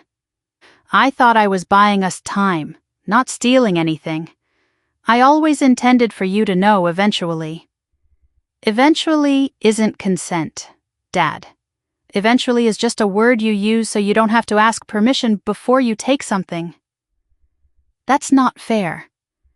What isn't fair is finding out from a fraud alert on my phone instead of from you. He didn't answer that directly. Instead, his voice dropped into the register I recognized from years of watching him navigate every uncomfortable moment in this family, the one that reaches for guilt the way other people reach for facts. "I don't want this turning into something ugly right before your wedding. Your mother is already stretched thin with everything for the ceremony. Can we please not make this the thing that defines the next 2 weeks?" "You made it the thing," I said. "The moment you decided my name was yours to use without asking, I never meant for it to feel like that." "It doesn't matter what you meant. It matters what you did. And what you did was put $16,500 of debt on my credit report without my knowledge. Using a signature you had no right to reuse for anything beyond the one purpose I gave it for. Silence stretched between us, long enough that I could hear faintly the sound of him moving somewhere, a door, maybe, or a drawer sliding shut. "What do you want me to do?" he finally said, quieter now, the performance mostly drained out of his voice. "I've already filed a dispute with the credit union. They're investigating. Whatever happens with that is out of your hands now, and mine. But I need you to understand something clearly, because I'm only going to say it once. If you or Mom ever use my name, my signature, or my information for anything again, for any reason, I will treat it exactly the way I'd treat it if a stranger had done it. No family discount on how seriously I take my own name. You'd really do that to your own father." "I'm not doing anything to you, Dad. I'm protecting something that's mine, that you decided wasn't worth asking about." He didn't have an answer for that one. What he had instead was a long breath, and then the same request he'd made twice already in different words. "Please don't let this get ugly before the wedding." "I'm not the one who made it ugly," I said, and I meant it as plainly and calmly as I've ever meant anything. I'm just the one who found out. We hung up without either of us saying goodbye in the usual way, and I sat at my kitchen table with the phone still warm in my hand, staring at nothing in particular, thinking about how a man could say, out loud, in his own voice, that he'd used my name because he trusted I would eventually forgive it, and somehow still believe that made him the reasonable one in the conversation. I wrote down the call, time-stamped, the way I document everything that might matter later. Then I picked up my phone again, because there was someone else who deserved to hear this directly from me before my mother had the chance to soften it into something smaller than it was. I didn't call Paige. Some conversations lose too much over a phone line, and I didn't want her hearing this the way I'd have to deliver it long distance, stripped of everything but words. I wanted to see her face when she understood what our parents had actually done, because faces tell you things voices can talk their way around. Sweetgrass Bakehouse sat on a corner 2 blocks off Main Street. A storefront Paige had painted herself the summer she opened. Sage green with gold lettering she'd chosen because she said it looked like something that had been there for decades, even on its first day. I'd always loved that about her. The instinct to make something new look like it had already earned its place. The bell over the door rang when I walked in a little before 10, between the morning rush and lunch, and I saw the shop the way I hadn't let myself really look at it in months, distracted before by pride in her and by my own busy life. The display case was thinner than it should have been for that hour. 2 trays of muffins where there used to be 5. A hand-lettered sign apologizing for a limited selection today, taped up in the corner with what looked like real regret behind it. On the counter by the register sat a stack of envelopes I recognized instantly. The specific size and weight of vendor invoices, the kind that pile up when a business is choosing which bills to pay this week and which ones can wait one more. Paige looked up from behind the counter, flour on one forearm, surprise and pleasure crossing her face before she registered mine. "Hey, stranger, you want the usual, or are we doing something exciting today? I need to talk to you. Not about pastries." Something in my tone reached her before the sentence finished. She untied her apron, called back to whoever was in the kitchen that she'd be a minute, and led me to the small 2-top table by the window, the one she kept for exactly this quiet conversations that didn't belong at the counter. I laid it out for her the same way I'd laid it out for Caleb, plainly, in order, no accusation loaded into any single word. The credit report, the loan, the disbursement straight into her business account. Her face changed with each sentence. Confusion first, then something closer to alarm, and by the time I finished, she looked genuinely, unmistakably lost. "Renee, I swear to you, I thought you agreed to this." "I never agreed to anything. Mom told me you were on board. She said you two had already talked it through, that you understood the shop needed the bridge, that you didn't want a big production made out of it right before the wedding." Her voice was climbing now, not defensive so much as frightened. The sound of someone realizing the ground she'd been standing on wasn't where she thought it was. "I never saw a signature. I never saw paperwork with your name on it beyond the deposit hitting the account. I just believed her. I watched her while she talked, and I believed she believed it. That was the part that made this harder than confronting my father had been. My father had known exactly what he was doing. Paige had simply been told a story convenient enough to accept without asking the one question that would have unraveled it. "You didn't have me sign that," I said, gently but without softening the fact itself.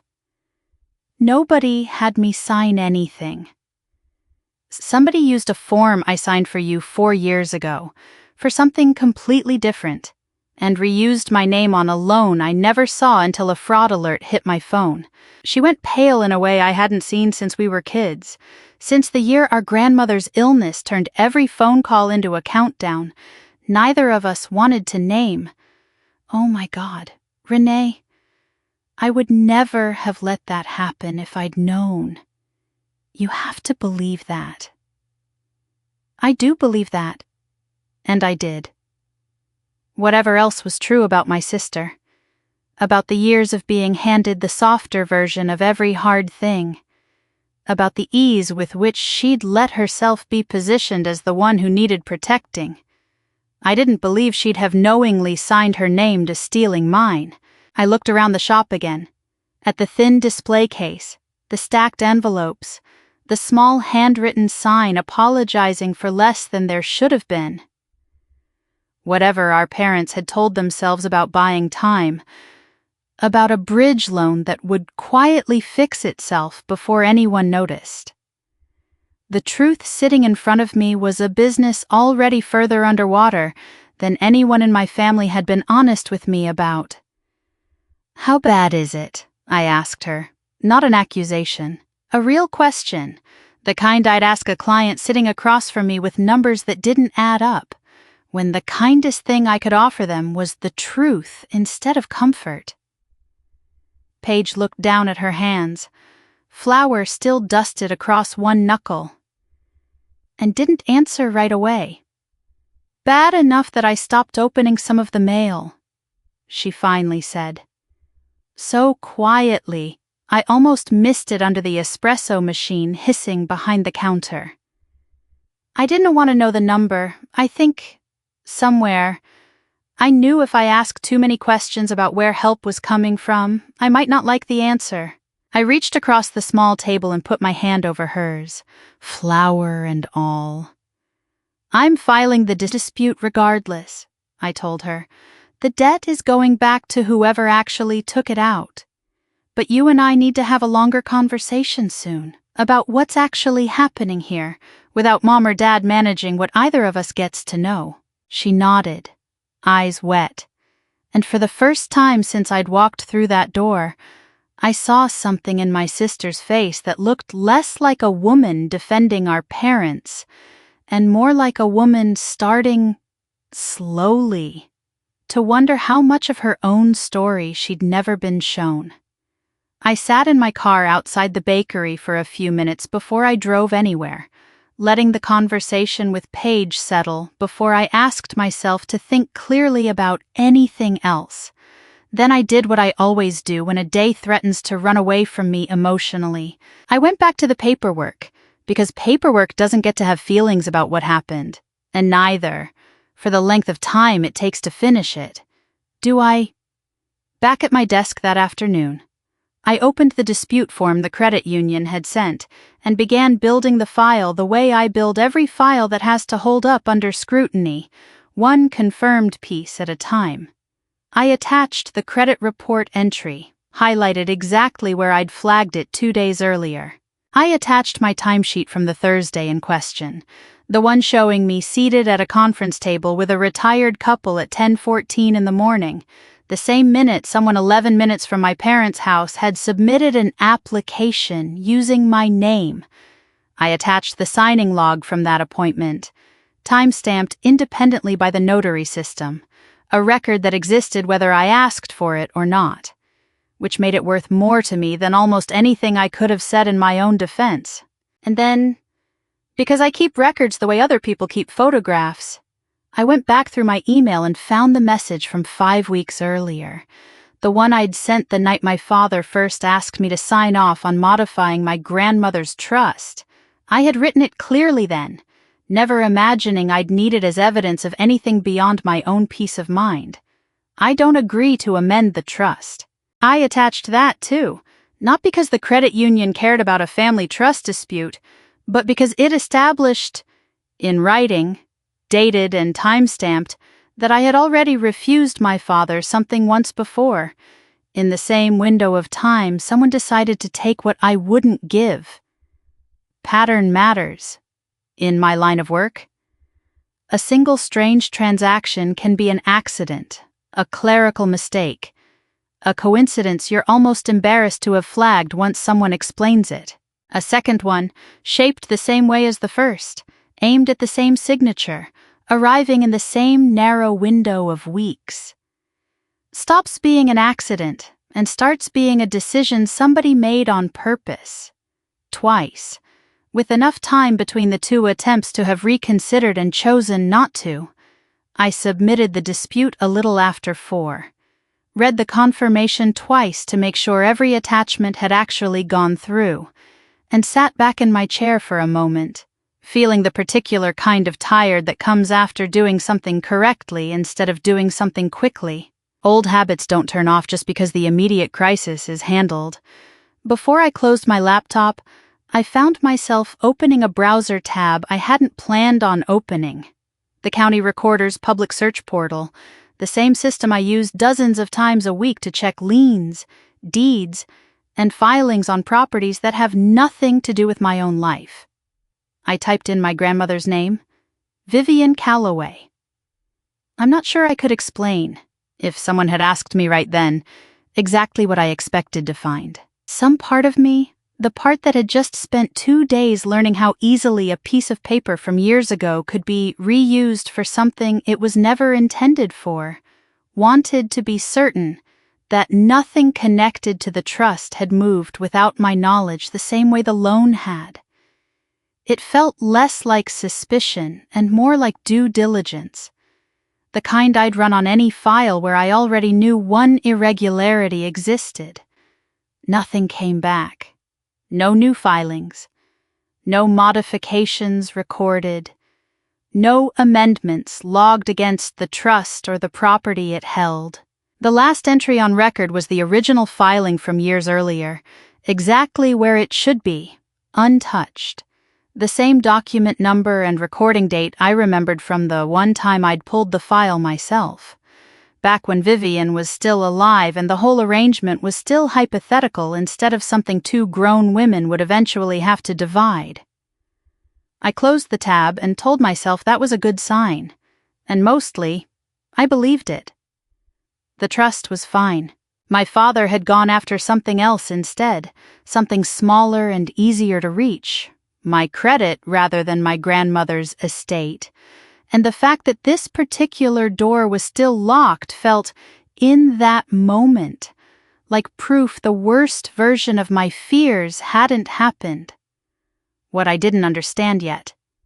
Sitting at my desk with the county recorder tab closed and the dispute confirmation glowing on my screen, was that checking a public record only tells you what's already been filed. It tells you nothing about what's being prepared in a strip mall notary office 11 minutes from your parents' house, waiting for a date that hadn't arrived yet. I didn't know that then. I only knew that I had done everything a careful, methodical person could do in the space of 2 days. I had documented, disputed, confronted, and confirmed. I had drawn a clear line with my father, put my sister on notice without turning her into an enemy, and satisfied myself, for the moment, that nothing larger was quietly unfolding behind it. I packed up my bag and drove home in the last gold light of a Charlotte evening, telling myself the worst of it might actually be behind me. I had 19 days left until the wedding, and for the first time in nearly a week, I let myself believe that number might simply count down the way it was supposed to. The invitation came 4 days later, on a Sunday, in the form of a text from my mother that read like it had been drafted and revised twice before she sent it. Family dinner this Wednesday. Just us and Caleb. I'd love for everyone to be together before things get busy with wedding week. No mention of the loan. No mention of the phone call with my father, or the visit to Paige's shop, as though the previous week had simply been erased from the family record and replaced with an ordinary invitation to pot roast. I almost said no, Caleb, when I showed him the text, only shrugged and said the offer to go was mine to make, and that he'd sit next to me either way, at that table or at any other, whichever I decided. In the end I said yes, because avoiding my parents wasn't a strategy, only a delay, and because some part of me wanted to see, in person, exactly what version of the last week they intended to present to a room. I found out the moment we walked in the door. The house smelled like Sunday dinner, even though it was Wednesday. Roast and rosemary and the candles my mother only lights when she wants a room to feel a certain way before anyone in it has said a single word. She hugged me a beat too long. My father shook Caleb's hand with both of his own, the way men do when they're performing warmth for an audience of exactly one skeptical daughter. We made it through 15 minutes of surface conversation, wedding logistics, a cousin's new job, before my mother set down her fork with a small, deliberate click against the plate.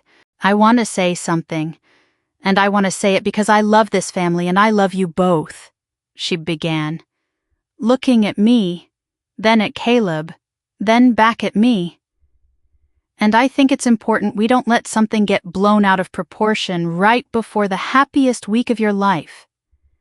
Which something, I said. This dispute business, with the bank. She said it lightly, the way you'd mention a minor scheduling conflict. Your father made a mistake in judgment, he's told me that. But filing an official dispute, involving a fraud investigation, right now, feels like it's turning a family misunderstanding into something much bigger and much more public than it needs to be. It's not a misunderstanding. Mom. He used my name on a loan I never agreed to. I understand you're upset. I do.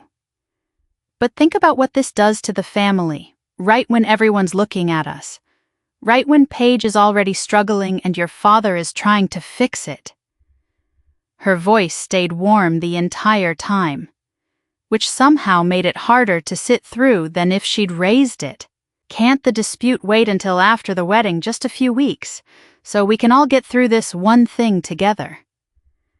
I looked at Caleb before I answered, not for permission, but because I wanted a witness to what I was about to say, so that later, if anyone in this family tried to remember the conversation differently, there would be someone in the room whose memory of it matched mine exactly. No, I said. I'm not withdrawing the dispute, not for the wedding, not for a few weeks, not for anything. The credit union is investigating a crime that was committed using my identity. That doesn't pause because it's inconvenient timing for the family. My mother's expression flickered, something brittle moving underneath the warmth. My father set down his own fork, and for the first time all evening, the performance in his face gave way to something tighter, more urgent. Renee, listen to me. he said. "We're going to get that squared away before the wedding. All of it. You have my word. Squared away how? It's handled. It's being handled. You don't need to keep pushing on this from your end while we're already working on it from ours." I sat with that sentence for a moment, turning it over the way I turn over any claim that arrives without documentation behind it. We're going to get that squared away before the wedding. Not an apology. Not a plan he described in any detail I could verify. Just a promise, timed specifically to a deadline that existed for reasons that had nothing to do with $16,500 and everything to do with optics. "I'm not pushing on anything," I said. "I'm following a process that already exists, that I didn't create, and that isn't mine to slow down just because it's uncomfortable for you." Caleb reached over and rested his hand briefly on my knee under the table, not pulling me back from anything, just letting me know he was still there. Dinner ended earlier than my mother had clearly planned for it to. In the car afterward, I typed out a short text to both my parents, the same words I'd said out loud at the table, in writing this time, so there could be no later confusion about what I had or hadn't agreed to. "I am not withdrawing the dispute. Please don't ask me again." Caleb drove in silence for a while before he spoke. "Your dad said squared away before the wedding like it was already a plan, not a hope. A plan." "I noticed that too," I said, watching the streetlights slide past the window. "I don't know yet what it means, but I don't think it means what he wants me to think it means." The call came on a Thursday morning, 8 days before the wedding, while I was reviewing a title commitment for a closing scheduled that afternoon. I almost let it go to voicemail. I didn't recognize the number, and my week had filled up with enough unfamiliar calls lately that I'd started screening on instinct. Something made me pick up anyway. "Ms. Calloway, this is David Ortega. I'm the fraud investigator assigned to your dispute case. Do you have a few minutes? I closed the title commitment and gave him my full attention. He walked me through it the way I would have walked a client through a closing statement, methodically, in order. No detail skipped because it seemed too small to matter. The investigation had confirmed what I already believed but hadn't been able to prove on my own. The application had been submitted from a device that had never been associated with any of my accounts. Ever. In the credit union's records, or in any of the cross-referenced systems they'd checked. The contact phone number listed on the application, the one meant to verify identity if anything looked unusual, wasn't mine. It traced back to a different account holder entirely, someone who'd apparently been listed, at some point, as an authorized user on an older, unrelated account. "Whose number was it?" I asked, though some part of me already knew the shape of the answer before he said it. "I'm not able to disclose account details belonging to another party," he said. "Careful in the practiced way people get when they're bound by rules. I understood better than most people would. Given my own job. What I can tell you is that our investigation determined the application was not submitted by you, and that the individual responsible has been identified through the verification trail. We take that identification seriously enough to reverse the account. He didn't have to say the name. I already had it, sitting in my chest, cold and unsurprised. "So what happens now?" I said. "The loan is being reversed as fraudulent, effective today. It will not appear on your credit report going forward, and any trace of it already reported will be corrected within the standard reporting cycle. You are not responsible for repayment of any portion of the funds disbursed, and the money that already went out, into the business account. That obligation transfers to the party we've identified as the actual applicant. They'll be contacted separately regarding repayment terms.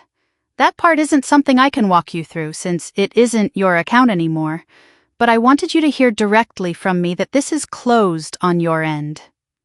Closed. I sat with the word for a second, turning it over the way I turn over every closing figure before I let myself believe it balances. I thanked him, asked for written confirmation for my own records, which he promised to send within the hour, and hung up the phone slowly, the way you set something down when you're not entirely sure your hands have finished shaking yet. For a moment, sitting alone at my desk with the afternoon light coming through the blinds in long, ordinary stripes, I let myself feel something close to relief, not joy. Joy felt like the wrong word for what had just happened, the wrong word for finding out, through a formal letter and a stranger's careful phone call, that your own father had been the one who used your name against you. But relief, real and physical, loosening something in my shoulders I hadn't realized had been locked there for 8 days straight. I thought about calling him. I decided against it. There was nothing left to say that hadn't already been said. In the kitchen, over the phone, across a dinner table with candles lit for an audience that hadn't believed the performance either. The system I'd trusted to do this correctly had done it correctly, without needing my voice raised, without needing a single ugly scene. $16,500, reversed and reassigned to the one person who had actually authorized it, exactly the way it should have been from the beginning. But relief, I was learning that week, doesn't arrive clean. Underneath it sat a second, quieter thought I couldn't shake loose. My father had just lost his one legitimate route to borrowing that money. Sweetgrass Bakehouse was still exactly as short on cash as it had been the day I walked into Paige's shop and saw the thin display case and the stacked invoices. And whatever plan he'd meant when he told me, at that dinner table, that he'd get everything squared away before the wedding, that plan hadn't gone away just because this particular door had closed on him. If anything, closing it seemed likely to push him toward something else, something bigger, maybe, or simply more desperate, now that the easy route had failed and the wedding itself sat only 8 days out on the calendar. Closing in like a deadline nobody but him seemed to be tracking. I didn't know what that something was yet. I only knew, sitting at my desk with the confirmation email finally landing in my inbox exactly as promised, that a small, real piece of justice had just been done, cleanly on paper, the only way I ever really trusted it to happen. And I knew, with the particular unease of someone who reads contracts for a living and has learned never to mistake the end of one problem for the end of the story, that 8 days was not very much time at all. The final dress fitting happened on a Tuesday, 6 days before the wedding, in a small bridal boutique off Providence Road with soft lighting and a raised platform in front of 3 mirrors, angled just enough to show you every version of yourself at once.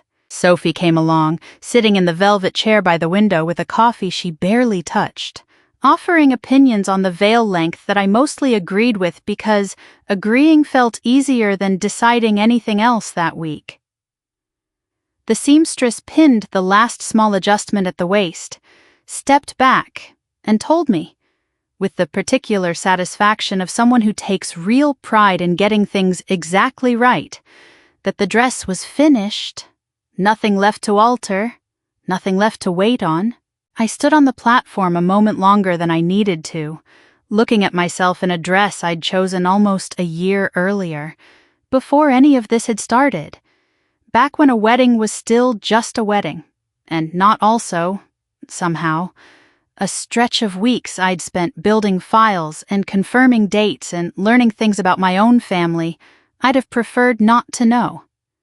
For the first time in 8 days, I let myself simply look instead of assess. It fit. It was beautiful. It was mine. That evening, Caleb and I sat at the kitchen table with the wedding binder open between us, working through what had become, almost without either of us noticing, a very short remaining list. Final head count confirmed with the caterer. Seating chart locked and printed. Rehearsal dinner details finalized with his parents. Programs picked up from the printer that afternoon, still smelling faintly of fresh ink, stacked in a box by the door. "That's it," Caleb said, running his finger down the page, sounding almost surprised. "That's actually the whole list. There's always something," I said, out of habit more than belief. "Not tonight there isn't." He closed the binder, set it aside, and reached for the takeout containers we'd ordered instead of cooking, because some nights deserve to be simple on purpose. "Tonight there's just us, and dinner, and 6 days. We ate at the counter instead of the table, standing shoulder to shoulder the way we did most nights when neither of us wanted the formality of sitting down properly, trading bites off each other's plates, talking about nothing that mattered. The band's final song list, whether his uncle would actually wear the tie they'd agreed on, a story from his shift that made me laugh harder than anything had in over a week. It was, without question, the lightest evening we'd had since the credit alert first landed on my phone. Somewhere in the middle of it, I realized actually believed, that I had done what I needed to do. The dispute was closed. The loan was reversed. My father knew, in the clearest terms I could give him, exactly where the line sat and what would happen if he crossed it again. I had told Paige the truth instead of letting her keep living inside a version my parents had built for her. I had documented everything, kept my composure through all of it, and come out the other side with my name clean and my wedding 6 days away, untouched by any of it.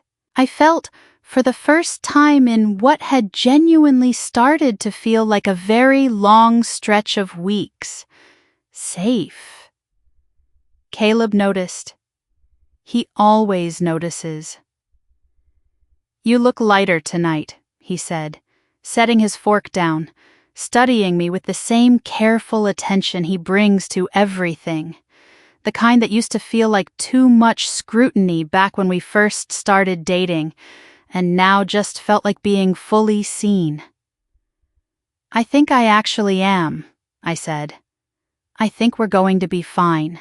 He smiled, reached over, and tucked a piece of hair behind my ear. An old habit of his from years ago that still made something in my chest settle every time he did it. 6 days, he said.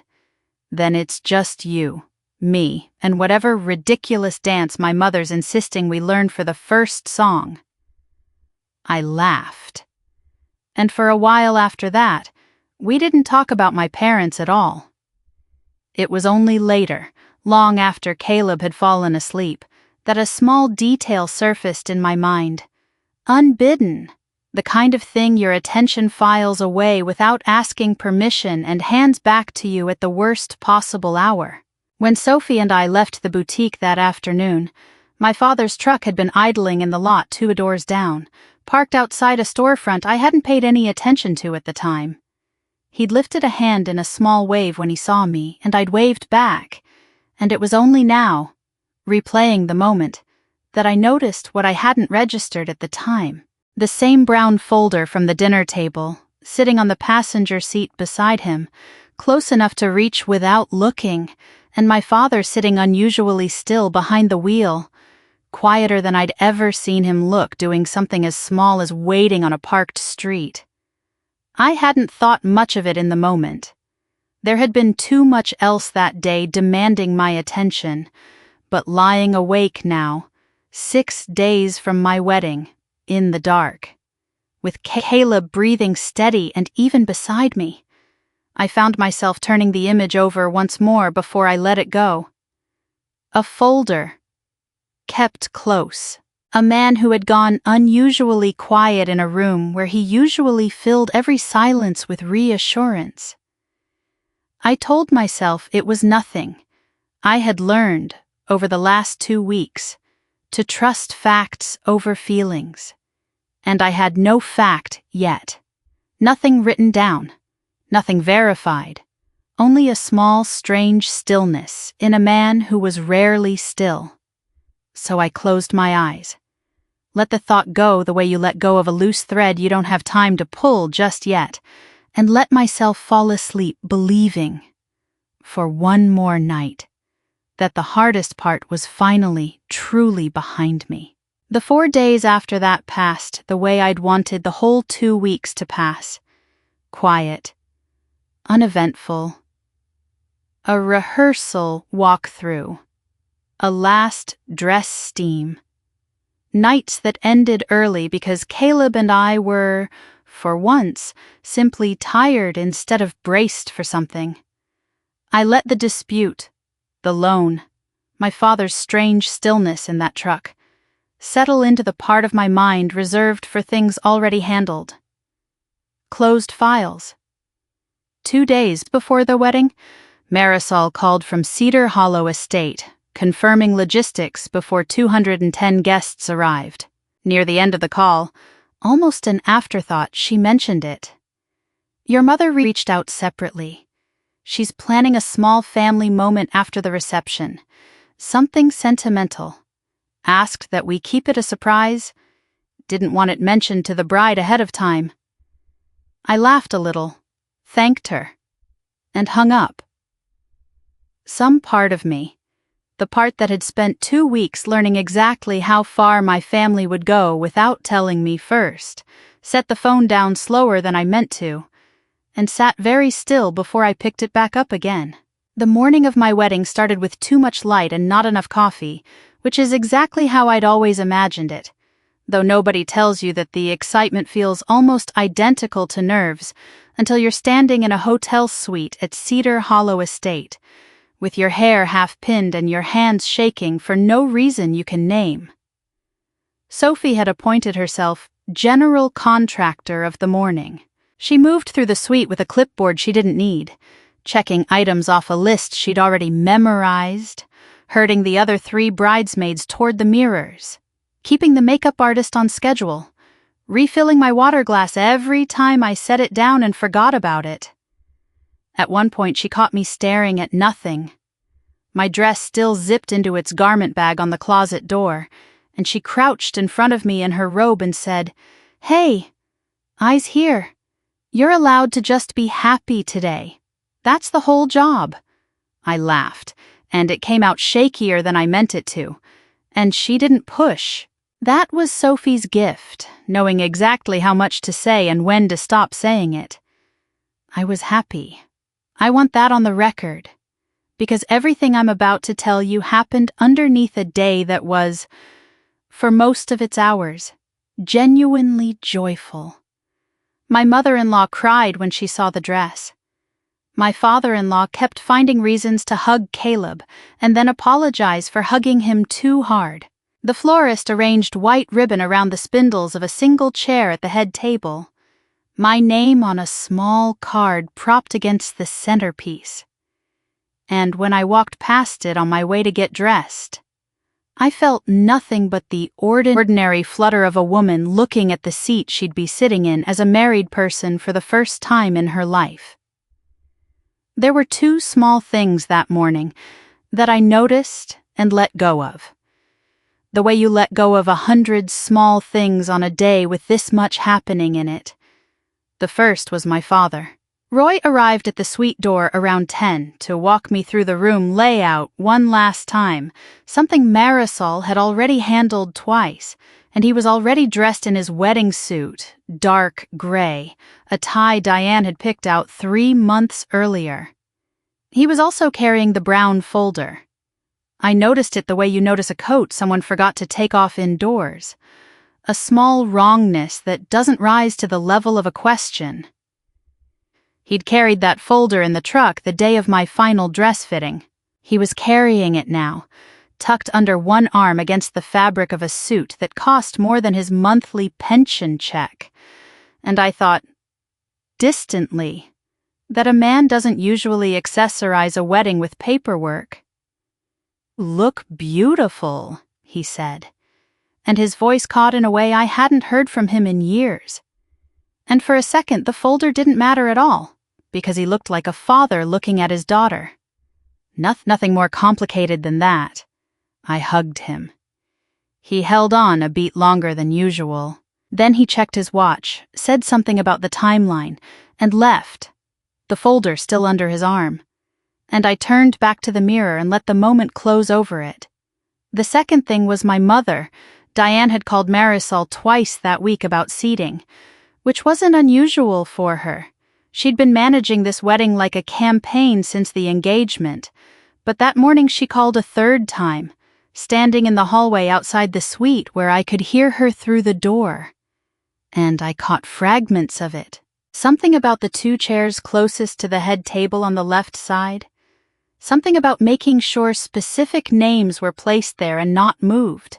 Something about confirming exactly who would be seated where during the reception.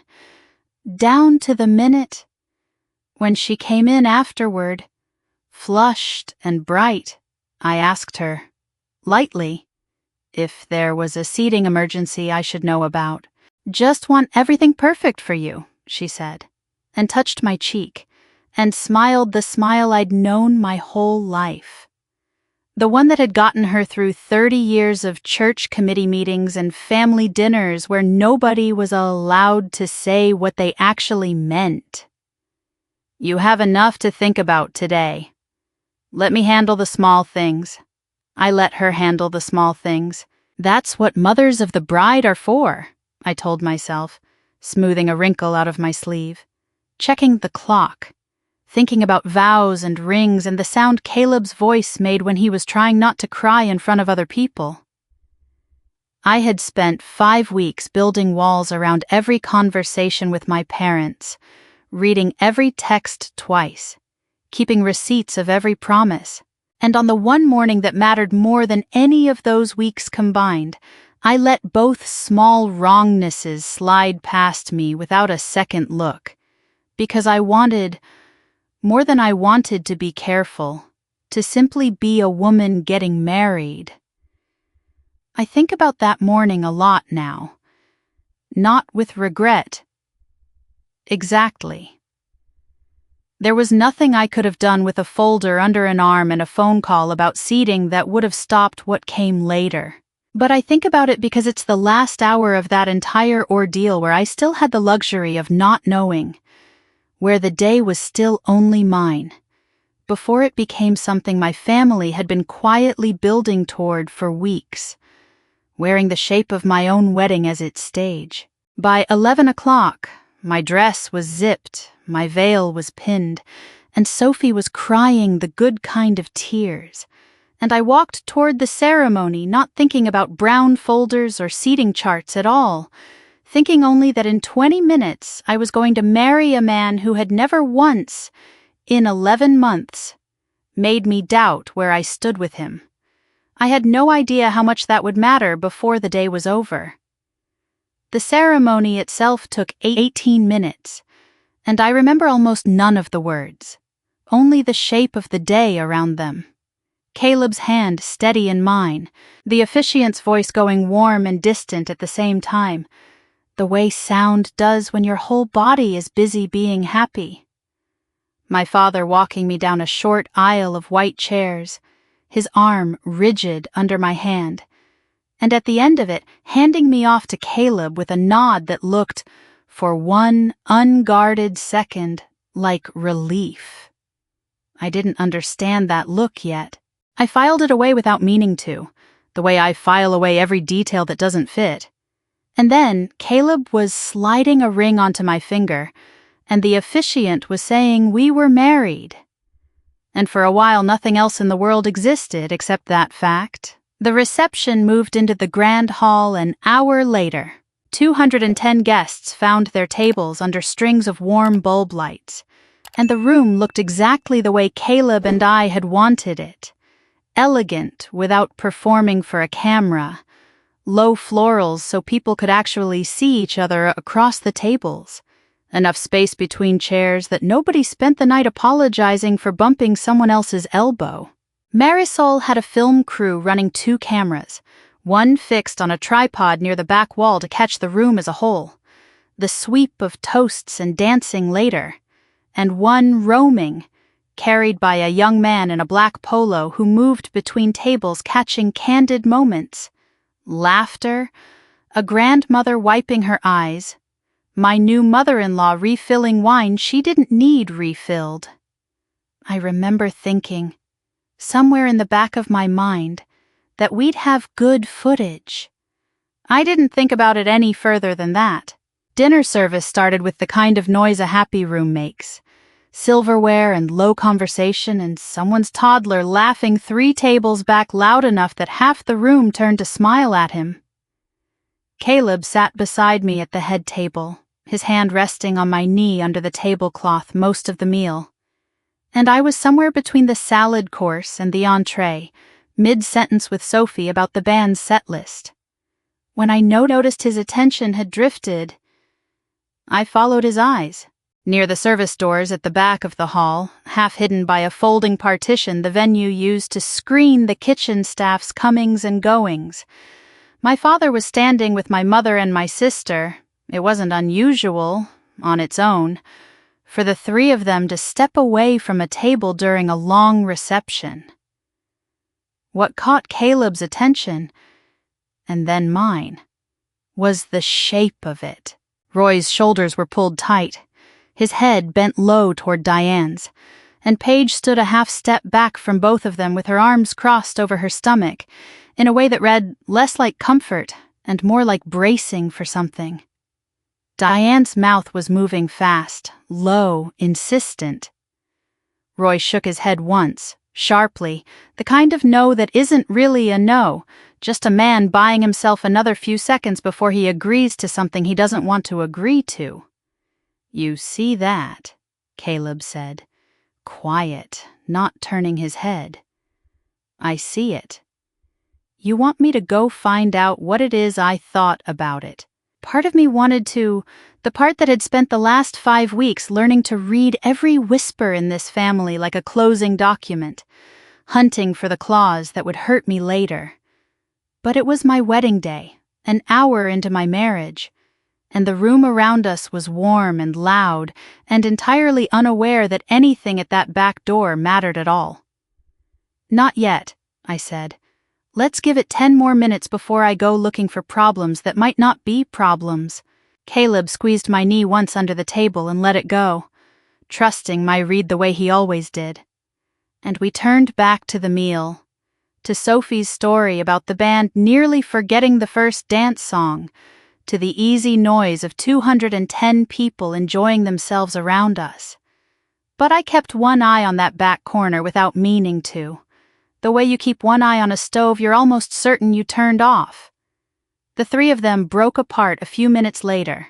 Paige came back to her table first, moving fast, not looking at anyone, sliding into her chair beside a cousin who didn't seem to notice anything was wrong.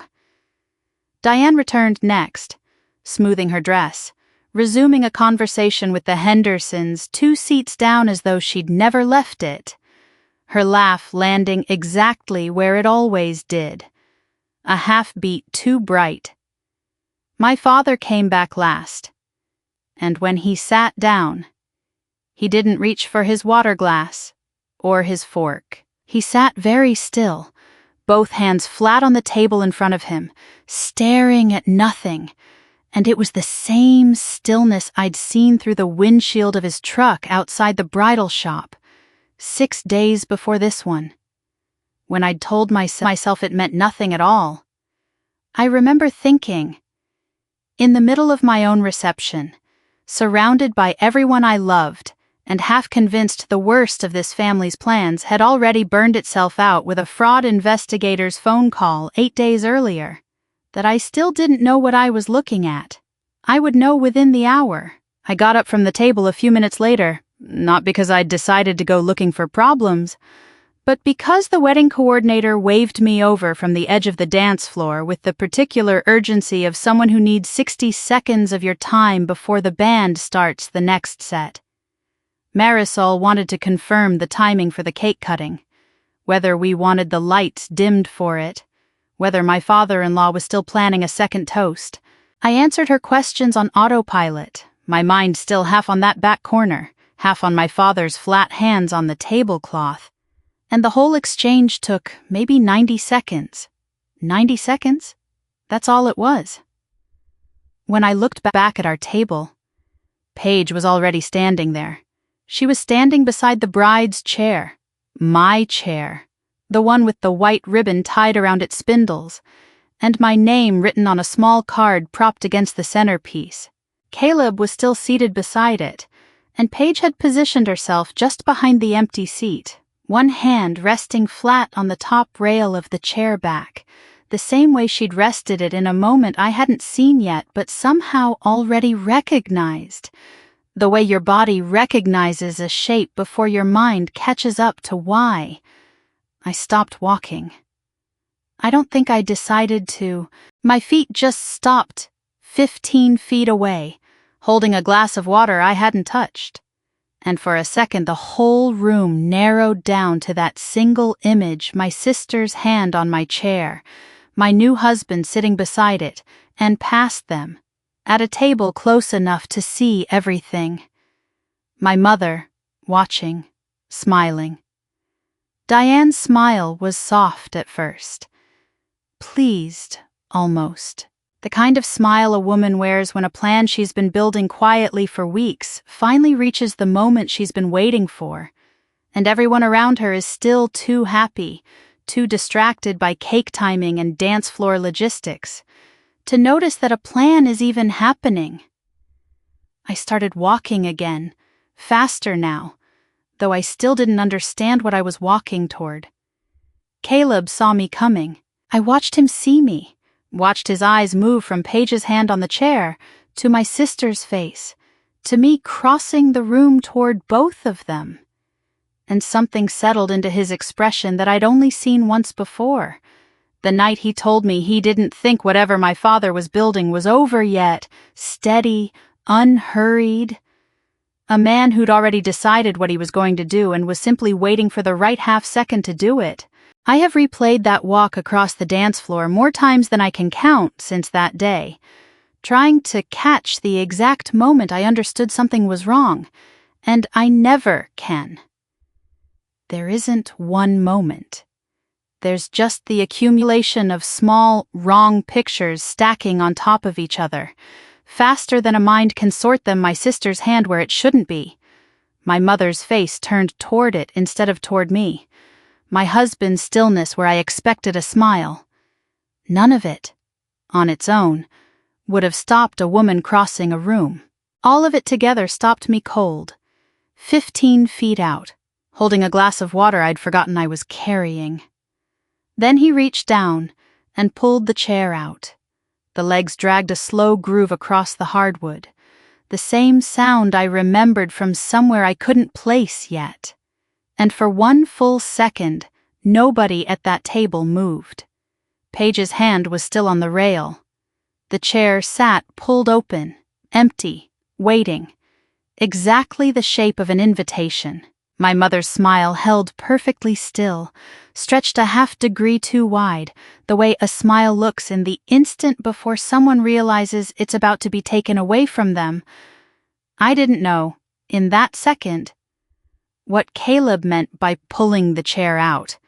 Neither did Paige. I could see it on her face, the same confusion I felt, the sense that the ground had tilted slightly and nobody had told her which way to lean. Was he helping her sit? Was he clearing the way for something? His face gave away nothing at all, the same nothing he'd have given a burning stairwell. And the whole table, the whole corner of that room, hung there in a silence that felt 3 seconds long and lasted maybe 1. Then he spoke, and his voice was low, even pitched just loud enough to reach the 3 or 4 tables closest to us. No louder than that, no performance in it, just a fact being stated the way you'd state a fact you were completely certain of. "Go on," he said.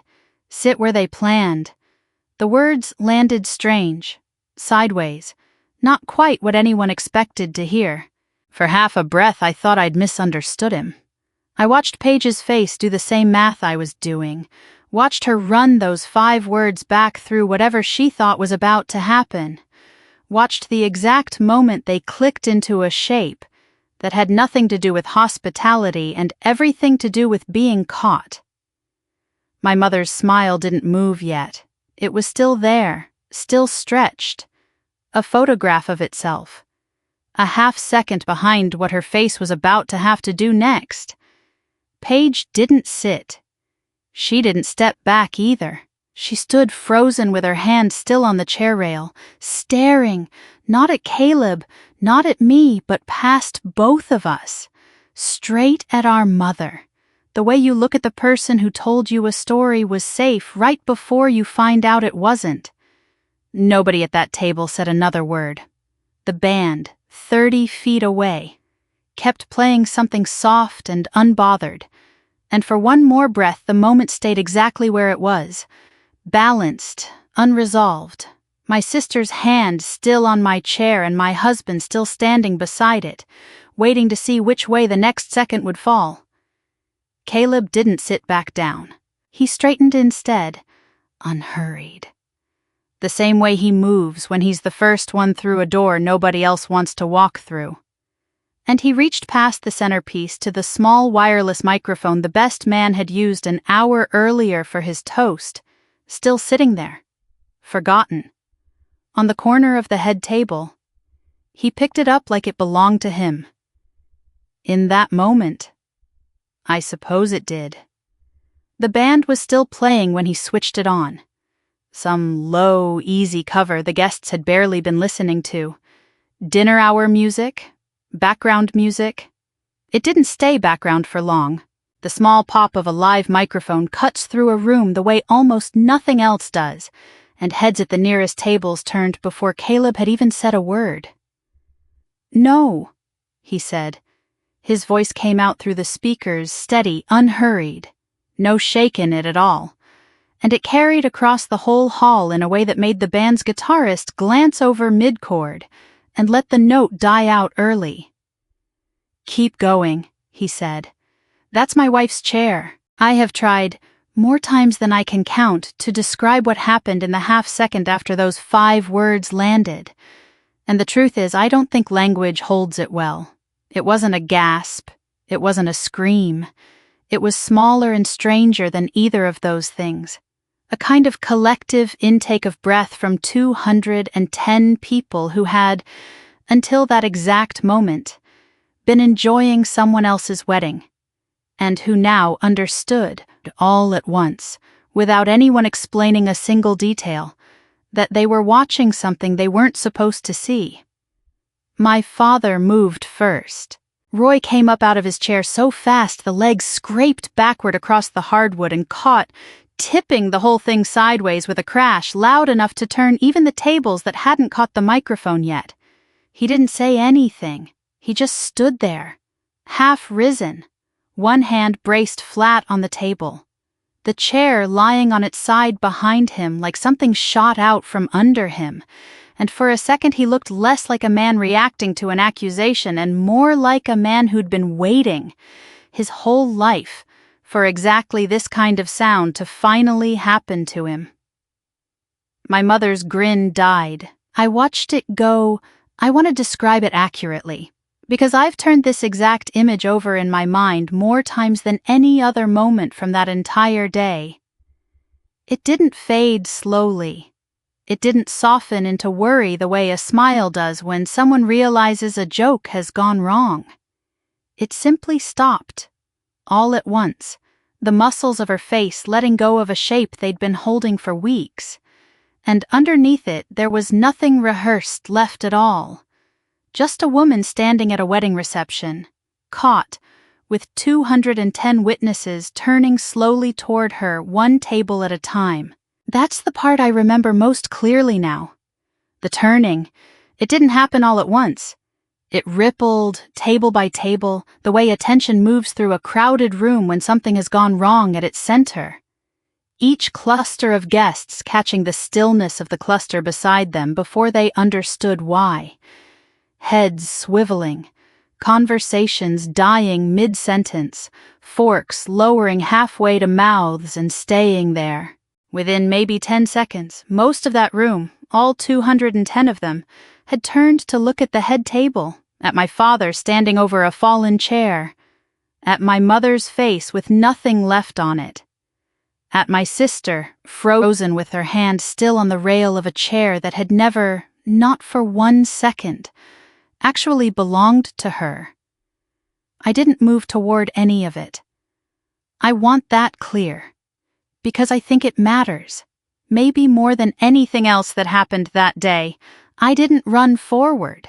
I didn't grab the chair back, didn't raise my own voice to match Caleb's, didn't give this room the second half of a scene it was clearly hungry for. I stood exactly where I'd stopped, a little apart from the table, and I watched. The way I watch a closing document before I sign it, looking for the one detail that tells you everything else you need to know. I found it in my father's left hand. He'd braced himself on the table with his right hand when the chair went over, but his left hand had never let go of the brown folder tucked against his ribs, the same folder he'd carried through a bridal shop parking lot 6 days earlier. The same one he'd carried into my dressing suite that morning in a suit that cost more than his pension check. His fingers were wrapped around it now so tightly the knuckles had gone pale, whiter than the rest of his hand. Whiter than I'd ever seen them. And he wasn't reaching for the chair, wasn't reaching for Diane, wasn't reaching for anyone in that room at all. He was holding onto that folder like it was the only thing left standing between him and whatever was about to happen next. I looked at it for a long moment, long enough that the silence around us stretched past comfortable and into something the band clearly didn't know how to fill, their instruments trailing off one by one until even the drummer stopped. Sticks hovering, waiting. 210 guests. My new husband still holding a microphone he no longer needed. My sister still frozen at the chair. My mother with her ruined smile. And my father's hand locked white-knuckled around a folder he had never once, in 5 weeks of quiet threats and borrowed signatures, actually let out of his sight. Whatever was inside it, I understood.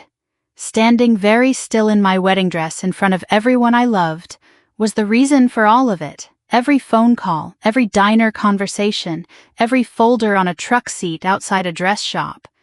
I was finally about to find out what it was. Caleb didn't set the microphone down. I noticed that before I noticed anything else.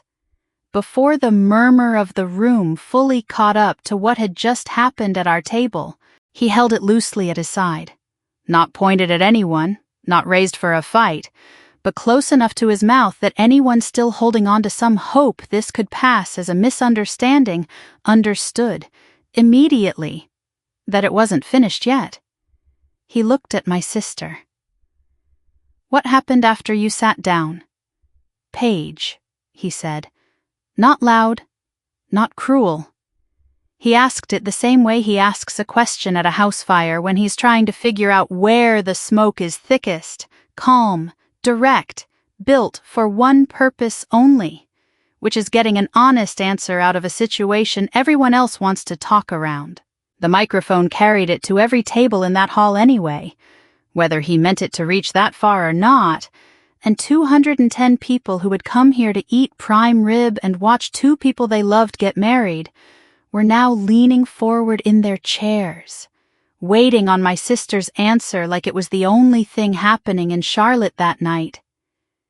Paige didn't answer. She stood there with her hand still resting on the back of the chair.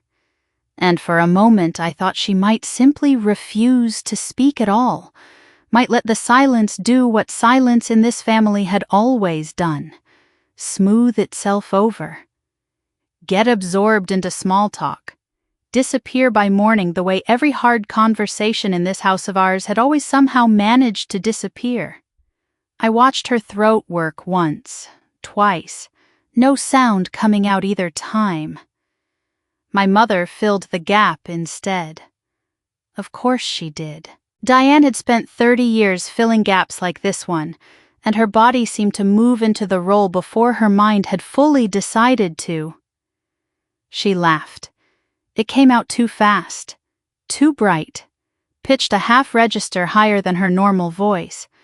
The kind of laugh you produce when you need a room to relax and you don't have the luxury of actually feeling relaxed yourself. "Caleb," she said, stepping forward, her hand fluttering toward the fallen chair, as if setting it upright might reset the last 30 seconds along with it. "This is just a joke. Everyone's overreacting. It's a wedding. People are emotional. Can we please—" "Then it'll be easy to explain," I said. I hadn't planned to speak, and I want to be honest about that, because everything else that had happened in that hall in the last minute had happened to me, around me, in front of me, while I stood still and watched. This was the first thing I did on purpose.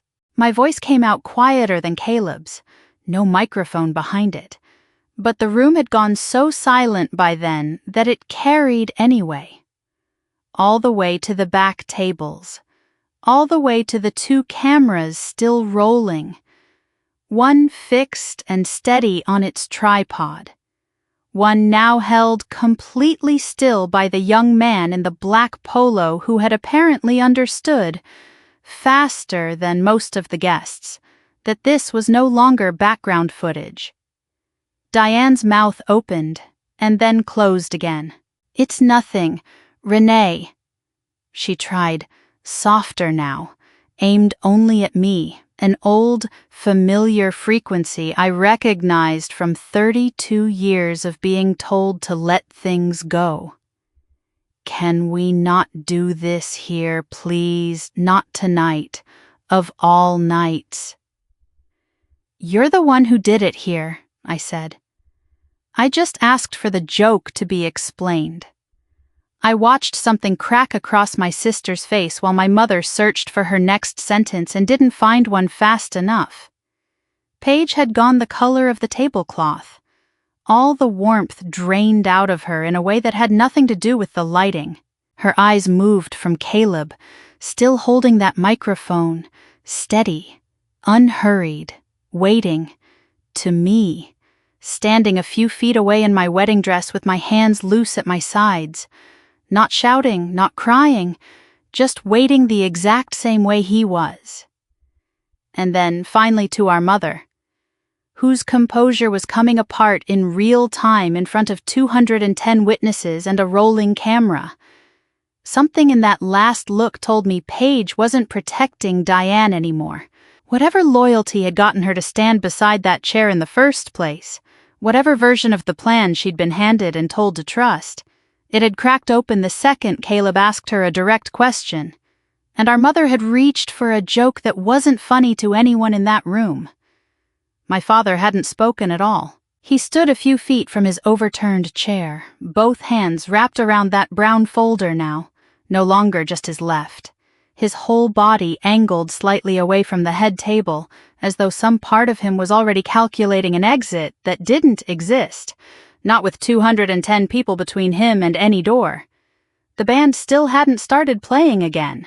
I could hear, very faintly, somewhere behind me, the clink of a fork someone had finally set down, the low creak of a chair as a guest shifted their weight to see better, the particular hush of a room that has stopped pretending to be doing anything else. Paige's lips parted. Whatever she was about to say, I could tell from the shape of her face that it wasn't going to be the joke my mother had offered up, and it wasn't going to protect anyone standing near that table, least of all herself.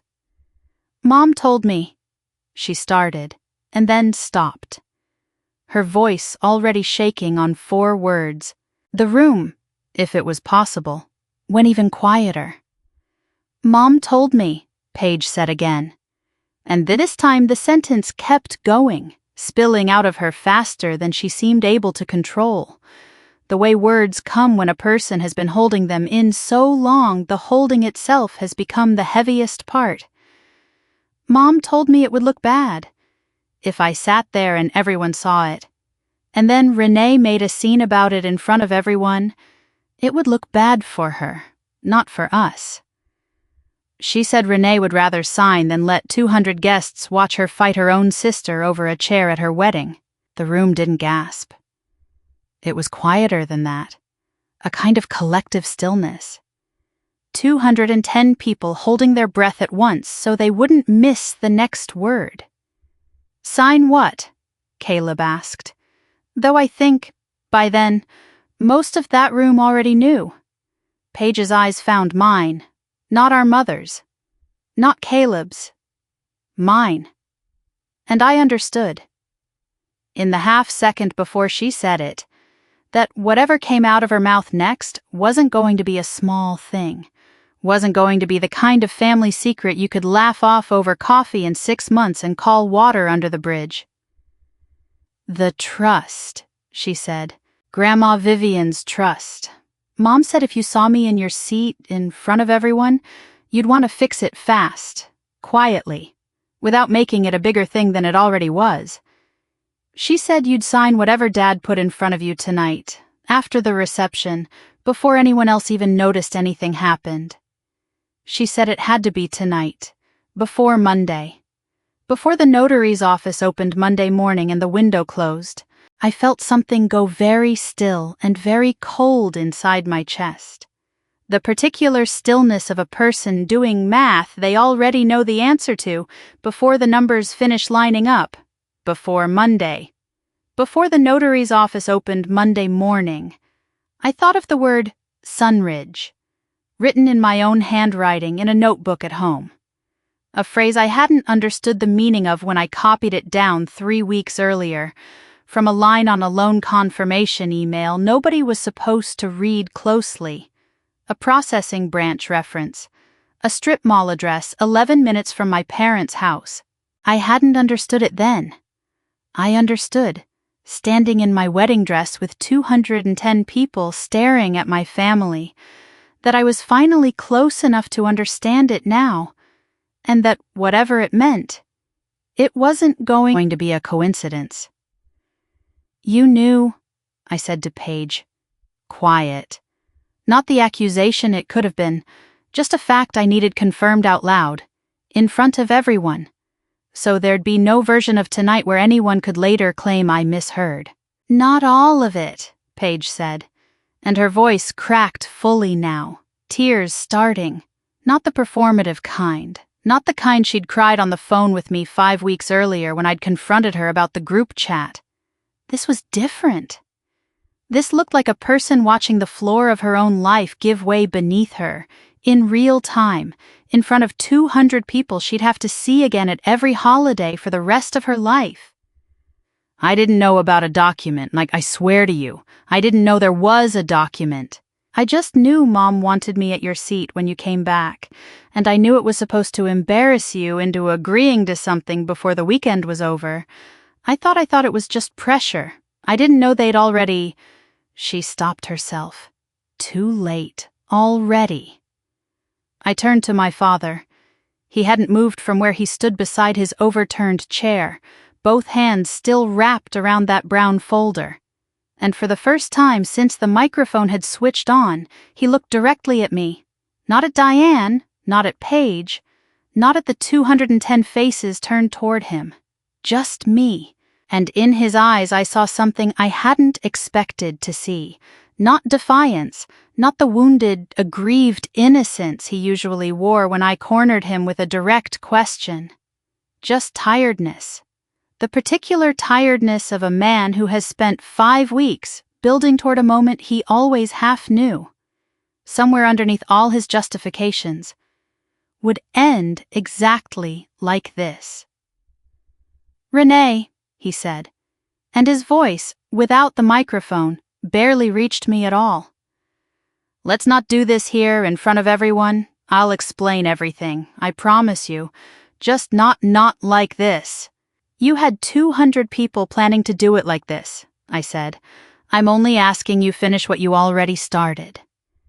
Diane made a small sound, something between a protest and a sob, and reached for Roy's arm, and he let her take it without looking at her, his eyes still on me, on the folder in his own hands. on the wreck of a plan that had unraveled itself in less time than it takes to cut a wedding cake. I looked around the hall once, slowly. 210 faces, most of them people I loved, some of them strangers to this family entirely, all of them waiting to see what I'd do with a moment I had never once. In 5 weeks of planning for a very different kind of wedding day, imagined I'd be standing inside. "We're not doing the rest of this here," I said, to my father, to my mother, to my sister, to the whole silent room at once. Not in front of 200 people who came to watch a wedding, not a trial. There's a room behind that partition. We're going to walk into it, and you're going to open that folder. Dad. Tonight. Now. I didn't wait for him to answer. I set down the water glass I'd been holding this entire time, untouched, and started walking toward the service doors. The room behind the partition was small, meant for staging trays and extra linens, not for 4 members of a family standing in wedding clothes under a single bare overhead bulb. Someone had propped the door open earlier for the catering staff, and Marisol appeared in the gap for a second, took one look at the 4 of us, and quietly pulled it shut from the outside without a word, giving us the privacy I hadn't asked for but needed anyway. Caleb came in last and stood by the door, not crowding me, not stepping between me and my father, just present. The microphone finally set down somewhere behind us on a stack of folded tablecloths. "Open it," I said to Roy. He looked at the folder in his hands like he was seeing it for the first time, like 5 weeks of carrying it everywhere, into a bridal shop parking lot, into my dressing suite that morning, into his own daughter's wedding reception, had somehow never included the possibility that he'd actually have to open it in front of me. "Renee." "You've had it since this morning," I said. "You had it at the dress shop. You've had it, in one form or another, for weeks. Open it." His hands shook when he finally worked the clasp loose. Diane stood a few feet away with her arms wrapped around herself, no longer performing anything for anyone. And Paige hovered near the door, close enough to see, far enough to still believe. I think that she might not have to. Inside was a single stapled document, maybe 6 pages, with a cover sheet that read, "In plain black type amendment to the Calloway Family Trust." I took it from him. He didn't fight me for it. I flipped past the cover page. Past 2 pages of language I recognized the shape of even before I read the words closely. The kind of language that redirects control of an asset from joint beneficiaries to a single trustee, and landed on the signature page. My name was there, Renee Calloway. A signature I had never, in 32 years, put on any piece of paper in my life. I stared at it longer than I needed to, not because I doubted what I was looking at, but because some part of me was still waiting for my own hand to remember signing it, the way you sometimes stare at a number on a bank statement waiting for your memory to catch up to the math. It never did. It never would. I know my own signature the way I know my own face, the particular lean of the R, the small loop I've made on the final Y since I was 19 years old, and a bank teller told me my old signature looked too much like a child's. This wasn't a bad forgery. It was a careful one, patient, practiced, clearly built from something real. Distantly, of a form I'd found in a box of old paperwork at home 3 weeks earlier. A reference letter I'd signed for Paige 4 years ago, for an equipment loan back before any of this. My real signature, sitting untouched in a folder in my own house, exactly where anyone with enough time alone in that house could have found it, scanned it, learned its shape. Beneath the signature line sat a notary stamp, dark blue ink, a raised seal pressed through the paper in a small circular impression. Sunridge Notary and Shipping, it read, along with a commission number and an expiration date 2 years out. Everything in me that had spent 9 years reading closing documents for a living went very quiet and very focused at once. I've looked at hundreds of notary seals, thousands, honestly, over the length of my career, official ones, correctly applied ones, the kind that sit exactly where they're supposed to sit relative to a signature line, pressed at a depth and an angle that comes from years of the same practiced motion. This one sat wrong, too close to the signature, crowding it in a way no experienced notary lets happen. The ink slightly heavier on one side than the other. The raised impression shallow in a way that suggested either a cheap stamp or an inexperienced hand pressing it, or both. It wasn't a detail a jury would necessarily catch on first glance. It was exactly the kind of detail 9 years of closings had trained my eyes to catch, without even trying. "Whose signature is this?"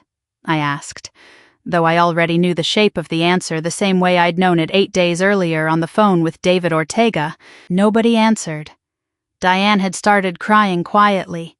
The real kind now, not the bright party laugh from the reception hall. Roy looked at the floor. Paige stood frozen in the doorway with both hands pressed over her mouth. "I didn't sign it. I want that clear, because I know exactly how easy it would have been. In that small back room with a bare bulb and my whole family finally silent, to simply take the pen someone would have handed me and end the evening by giving them what they'd spent 5 weeks trying to take. I didn't take the folder from the table by force, either. I didn't tear it up, didn't throw it at anyone, didn't do any of the things a different version of this story might have needed me to do to feel finished. I took out my phone, and I photographed every page, careful, methodical, the signature line, the notary seal, the date, the cover sheet, the same way I'd have documented anything questionable that crossed my desk on a Tuesday afternoon at work. Then I set the folder back down, exactly where it had been, and I looked at my father one more time. "We're going back out there," I said, "and we're going to finish my wedding." We walked back out through the service doors together, and I want to describe what happened next honestly, because it surprised me more than almost anything else that night. The room let us back in. I don't know exactly what Marisol said to the guests while we were behind that partition, or whether she said anything at all, but by the time Caleb and I stepped back into the hall, the band had picked the music back up. Something gentler now. No lyrics. Just piano and a soft brushed drum. And the volume in the room had climbed back toward something close to ordinary. Not entirely ordinary. I caught glances, plenty of them, curious and careful in equal measure, the kind of looks people give a couple they're not sure how to talk to yet. But nobody stopped us walking to our table. Nobody asked, out loud, what had happened behind that partition. 210 guests, most of them people who loved us, made the quiet, collective decision to let the evening keep being a wedding. And I have never been more grateful for a room full of people minding their own business at exactly the right moment. Roy and Diane didn't come back out with us. I noticed that without turning around to confirm it, the particular kind of noticing you do with your shoulders instead of your eyes. Paige slipped back to her table a few minutes later, alone, her face still pale, sitting very still beside a cousin who leaned over once, said something quiet, and then, seeing Paige's expression, didn't try again. Caleb took my hand at the edge of the dance floor.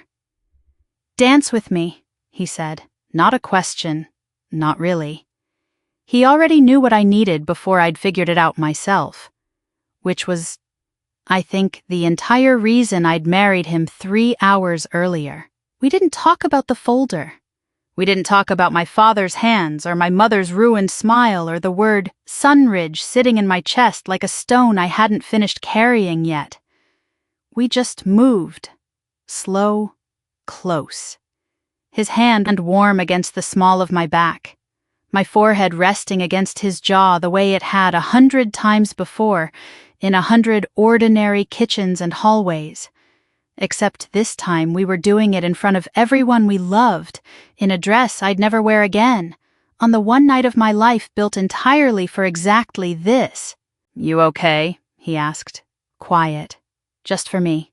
The microphone long since abandoned somewhere behind us. "I don't know yet," I said, honestly. "Ask me tomorrow." He laughed, low, and I felt it more than heard it. The vibration of it against my temple, and something in my chest loosened for the first time since I'd turned around from that conversation with Marisol and found my sister's hand on my chair. I want to be clear about something, because I think it matters more than the drama that came before it and the reckoning that came after. That dance was real. It wasn't a performance for the room, wasn't a strategic display of composure meant to convince 200 people that our marriage could survive anything. It was just two people who loved each other, moving slowly to a song neither of us could have named afterward. Both of us tired in the particular way that comes after adrenaline finally drains out of a body. Both of us choosing, in that exact moment, to let this be what it actually was. Our wedding, not my family's stage. Sophie found me near the edge of the floor a few songs later, her eyes red-rimmed, clearly having heard some version of events from someone. "I don't even know what to say," she started. "Then don't say anything yet," I told her, and pulled her into a hug instead. The kind we'd been giving each other since we were 19 years old, and neither of us had any idea what our 30s would eventually ask of us. "Just dance with me for one song. I'll tell you everything tomorrow. Tonight, I just want to be a person at her own wedding for a little while longer." She didn't argue. She squeezed my hand once, hard, and let the band's next song carry both of us for a few minutes into something that felt almost like the evening I'd planned for months before any of this started. Cake was cut. Toasts continued. My father-in-law's second one landing exactly as sweet and unpolished as the first had been. Someone's uncle got the electric slide started at the wrong tempo, and half the room laughed at him affectionately instead of following along. My mother-in-law found me by the gift table and told me, quietly, that whatever had happened earlier, she was proud of how I'd carried myself, and I let myself believe her, because I needed, for 1 hour, to believe something simple and kind. I didn't see Roy or Diane again for the rest of the night. I don't know if they left early or found a corner far enough from the dance floor to sit through the remainder of the evening unnoticed. And honestly, standing there in Caleb's arms with the lights low and the music soft and my best friend laughing somewhere nearby, I found I didn't need to know. There would be time for the rest of it. There would be days, weeks even, ahead of me to trace every wrong angle of that notary seal back to its source, to understand exactly what my father had built and why, to decide what any of it meant for the family I'd go on having, in whatever shape it survived in, past that night. But for 1 more hour, under string lights and a slow song neither of us could name, I let myself simply be a woman dancing with her husband. Nothing more complicated than that, nothing less either. Paige showed up at our house 4 days after the wedding, unannounced, on a Tuesday evening while Caleb was still at the station, and I was sitting at the kitchen table in sweatpants, going through the last of the thank you cards for gifts that had arrived while we were still on our 2-day honeymoon stretch at the coast. I almost didn't answer the door. We hadn't spoken since the reception, not one word, not a text. 4 days of silence that felt less like anger and more like both of us not knowing what language to use for a conversation this size. When I opened it and saw her standing there, holding a thick manila envelope against her chest with both arms, I understood immediately this wasn't a visit meant to apologize with flowers or a card. "Can I come in?" she said. "5 minutes. I need you to see something." I let her in. We sat at the same kitchen table where, weeks earlier, Caleb and I had rebuilt the wedding to-do list without our parents' names on it, and Paige set the envelope down between us like it weighed more than paper should. "I found these on the computer at Mom and Dad's house," she said. "Sunday, after everything. I went over there to get some stuff I'd left, and Mom was at church and Dad was out, and I don't know why I looked. I think some part of me already knew I wouldn't like what I found." She slid a small stack of printed pages across the table. Emails, printed one to a page, dated across the 6 weeks leading up to the wedding. Sender and recipient lines both familiar to me in the worst possible way. Roy Calloway, Diane Calloway, back and forth, back and forth. A conversation that had apparently been happening in a room I'd never once been invited into. I read them slowly. The first dated 5 weeks before the wedding, the same week as that diner conversation about the trust. Read simply, "We need Paige focused on Renee's situation, not her own. If she starts asking real questions about the bakery numbers before the wedding, this gets harder for everyone." The next, 2 weeks later, from Diane. "Keep her busy with wedding tasks, seating chart, the shower, whatever gives her something else to worry about. She doesn't need to see the full picture until after Sunday." Sunday. The same word Paige had said out loud in front of 210 guests. The same deadline that had apparently been circled on some calendar I'd never seen, in a plan I'd never been told about, built by 2 people who had raised me and my sister in the same house, and had somehow decided, at some point I couldn't pinpoint, that both of us were pieces to be moved rather than people to be told the truth. The last one I read stopped me completely. Roy, 10 days before the wedding. "Don't let Paige see the real cash flow report from the bakery either. If she understands how bad it actually is, she'll start asking harder questions than we want answered right now." I looked up. Paige was watching my face, waiting, her eyes already red-rimmed, telling me she'd read these pages more than once before bringing them to me. "They weren't just keeping things from you," she said, her voice thin, stripped of the defensiveness I'd braced for. "They were keeping things from me, too. About my own business, my own money. I thought this whole time. I thought I was on their side. I thought helping meant being the good daughter. The one who didn't cause problems, the one who just did what they asked. I didn't know I was being managed the exact same way you were. Maybe worse. Because at least you knew to say no.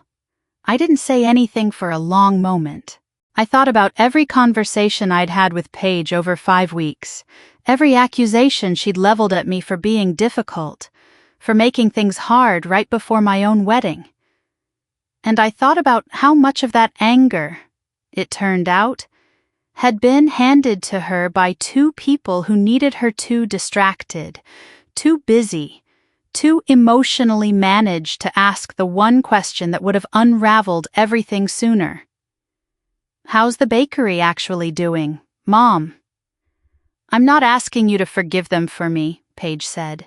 "I don't even know if I can forgive them, honestly. I just needed you to know that I wasn't your enemy in this. I was just as much a piece of it as you were. I just didn't figure that out until I saw my own name in an email telling my mother to keep information from me." I reached across the table and took her hand, the first time either of us had touched since before the wedding, and I felt her fingers grip mine hard, The way you grip something when you're not entirely sure the ground beneath you is done shifting. I believe you, I said, and I meant it. The same way I'd meant it in her bakery 5 weeks earlier, standing in front of a thin display case and a stack of vendor invoices. When I'd looked at my sister and understood clearly that whatever she'd done wrong, she hadn't done it with the full picture in front of her. Paige left the emails with me. I filed them alongside the photographs from that back room at Cedar Hollow Estate. Another piece of a case I hadn't decided what to do with yet. Except that I knew, sitting alone at my kitchen table after she'd gone, that I wasn't finished. Not with the forged signature. Not with the notary seal that had sat wrong under my professional eye in a room with one bare bulb. Sunridge was still waiting for me. I could feel it, the way you feel an unbalanced ledger sitting somewhere in a stack of paper you haven't gotten to yet. Patient, exact, certain to matter the moment you finally opened it. Sunridge Notary and Shipping sat in a strip mall off a 2-lane road 11 minutes from my parents' house, wedged between a nail salon and a vacant storefront still wearing the ghost outline of some other business's old sign. I drove there on a Thursday morning, my second week back at work after the honeymoon we'd barely taken, a legal pad and the printed photographs from that back room sitting on the passenger seat the entire drive. I want to be honest about why I went myself instead of simply handing everything to a lawyer and waiting for a phone call. Part of it was the job I'd built my whole adult life around, the instinct that says you don't trust a number until you've traced it back to its source with your own eyes. But part of it, if I'm being fully honest with you, was smaller than that. I wanted to look the place in the eye. I wanted to stand in the exact building whose name had been sitting in my chest for 3 weeks like an unsolved equation, and finally get the last variable filled in. The bell over the door rang thin and tinny when I walked in. A man in his 60s sat behind the counter, reading glasses pushed up into gray hair, a half-finished cup of coffee beside an old desktop computer that looked older than I was. A hand-lettered sign behind him listed services notary, shipping, faxing, passport photos, $2 off with any package over 10 pounds. Help you find something, he said, friendly, unhurried, the way people talk in places where nothing much happens fast. I need to ask about a document, I said. I think it may have been notarized here, using your commission stamp, though I have reason to believe it wasn't actually you who notarized it. That got his attention in a way small talk hadn't. He set down the coffee. I laid the photographs on the counter between us, the signature page, the seal, close enough for him to study without me having to explain anything twice. He picked up the top photo, held it at arm's length, then closer, then reached under the counter for a magnifying loupe I hadn't expected a strip mall shipping counter to have on hand. "That's not my seal," he said, after a long moment, flat, certain, no hesitation in it at all. "Close. Somebody put some work into making it close. But look here." He turned the photo toward me and tapped a spot near the edge of the impression. My seal's got a small chip in the border, upper right, from when I dropped it 2 years back and never replaced it. Every real stamp I've done since has that chip in it. This one doesn't. Whoever made this either used a different stamp entirely, or a digital reproduction that never picked up the flaw. He set the photo down and turned to his computer, tapping through a few screens with the unhurried patience of a man who'd been doing the same paperwork the same way for 20 years. "What's the name on it?" he asked. "Calloway, Renee Calloway. That's me." He typed it into a search field. Wade shook his head. "Nothing," he said.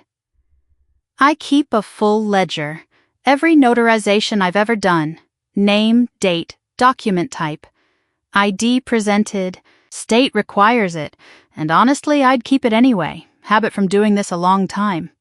No Callaway in here? Not this year, not last year?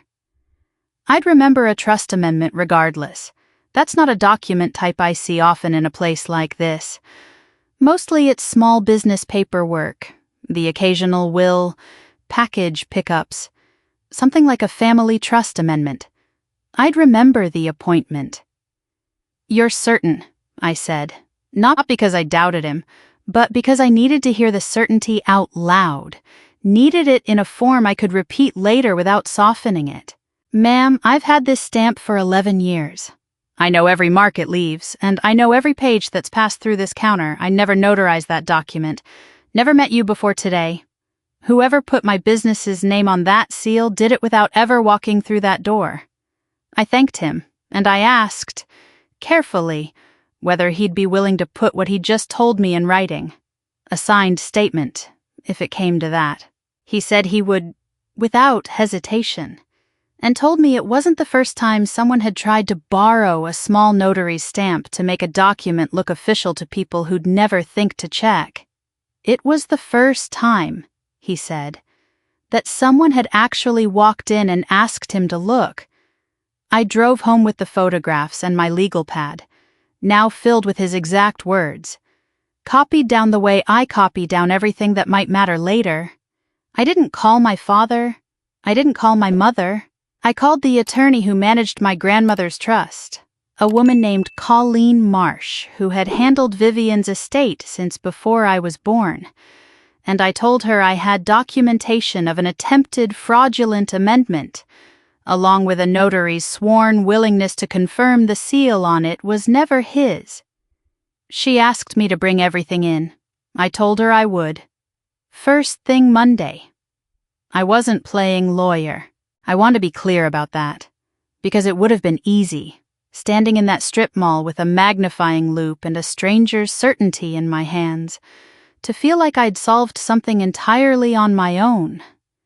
I hadn't solved anything. I'd found receipts, the way I find receipts for a living, and I was handing them to the person whose actual job it was to decide what happened next. But driving home that Thursday, past the strip mall, past the vacant storefront, past 11 familiar minutes of road that led straight to my parents' front door, I understood something had shifted for good. Whatever my father thought he'd built with a borrowed signature and a stranger's stamp, it wasn't going to survive contact with a ledger, a magnifying loupe, and a man who remembered every mark his own seal had ever left. Colleen Marsh called the fraudulent trust amendment exactly what it was.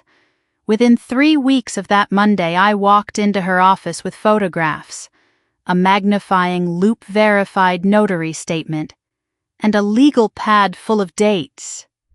Void, not disputed, not under review, not pending further investigation. Void. The moment she cross-referenced the seal against Sunridge's real commission records and matched the missing chip in the border to a stamp that had never once left that strip mall counter. My grandmother's trust stood exactly as Vivian had written it 14 months before she died, split evenly between me and my sister, untouched by anyone's borrowed signature. Colleen filed the ruling with the county recorder that same week, the same public portal I'd searched myself weeks earlier, uselessly, looking for a filing that hadn't existed yet because the plan behind it hadn't been finished. This time there was something to find, a formal notice voiding any amendment purporting to bear my signature, permanent, on the record, available to anyone who ever thought to look the way I had. The money was a different matter, and it took longer to settle. Colleen's office traced the full amount, not just the $16,500 from the fraudulent loan 8 days before the wedding, but a second, quieter withdrawal my father had made against a line of credit tied to the lake house. Money he'd pulled in the 2 weeks after that loan collapsed under him, when the door he'd been counting on had closed, and he'd gone looking, exactly the way I'd feared that afternoon at my desk, for something bigger and more desperate to replace it. All of it traced back to Sweetgrass Bakehouse. All of it, eventually, traced back to him. He didn't fight the accounting once the paperwork was in front of him. He sold a small rental property he and Diane had owned since before I was born, a duplex 2 towns over that had been quietly generating income for their retirement for 20 years. And he pulled the rest from his pension, early, at a penalty that would cost him for the remainder of his life. I know the numbers because Colleen shared them with me, in the flat, procedural way she shared everything. No drama in her voice at all, just the plain math of a debt finally landing where it belonged. He never apologized, not the way I used to imagine, as a girl, that a father might apologize if he ever did something wrong badly enough to need to. I saw him once, at Colleen's office, the day the paperwork closed, and I asked him, plainly, whether he understood what he'd done. He looked at me for a long moment, tired in the same way he'd looked tired that night in the back room at Cedar Hollow Estate. And he said, It was necessary. You'll understand someday, when you have children of your own and you'd do anything to keep them from losing what they've built.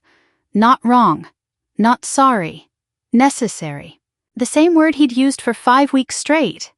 The only word, I understood by then, he had ever really believed in.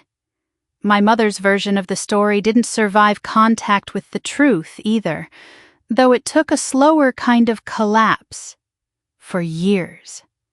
Diane had been the one who told our family stories at holidays and reunions, who decided which version of an event became the one everyone remembered.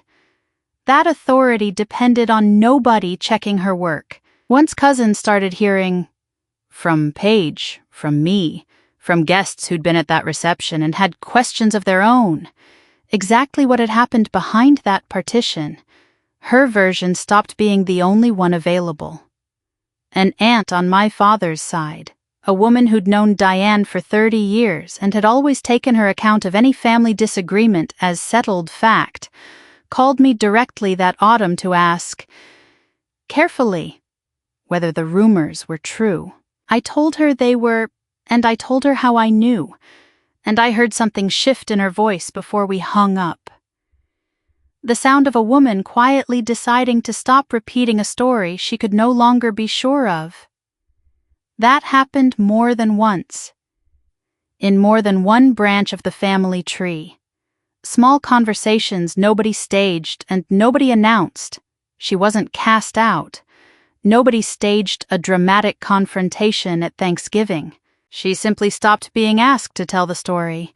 At gatherings I still attended and some I didn't. And I think that quiet erosion cost her more than a single hard conversation ever could have. Sweetgrass Bakehouse didn't survive the year. Paige closed the storefront in late summer, sold the equipment, and took a job managing the pastry counter at a bakery 2 towns from her old shop, working under an owner who did not care whose daughter she was and expected her hours to start on time regardless. She hated it. For a while. She told me so, honestly, over coffee one Sunday morning. The kind of conversation we'd never once had before that wedding. The kind where neither of us managed the other's feelings first. But she stayed. She learned, the hard way, what it meant to answer to someone who owed her nothing and would fire her exactly as fast as anyone else if she stopped showing up. And somewhere in that unglamorous, humbling year, she became, for the first time in either of our lives, someone I could actually call without wondering what version of the conversation was being reported back to our parents afterward. Caleb and I built the marriage we'd actually wanted, underneath everything else.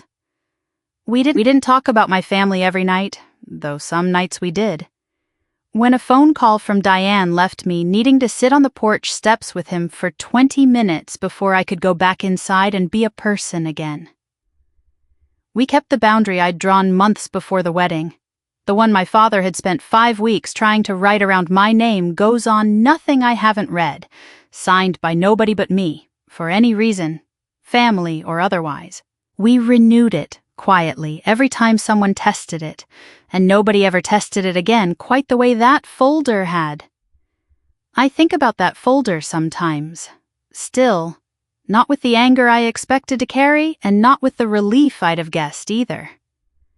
Mostly, I think about how much simpler it would have been for my father, in the end, to simply ask me for help and accept the answer I actually gave him, instead of spending 5 weeks and a family's worth of trust trying to manufacture a version of consent I had never once agreed to.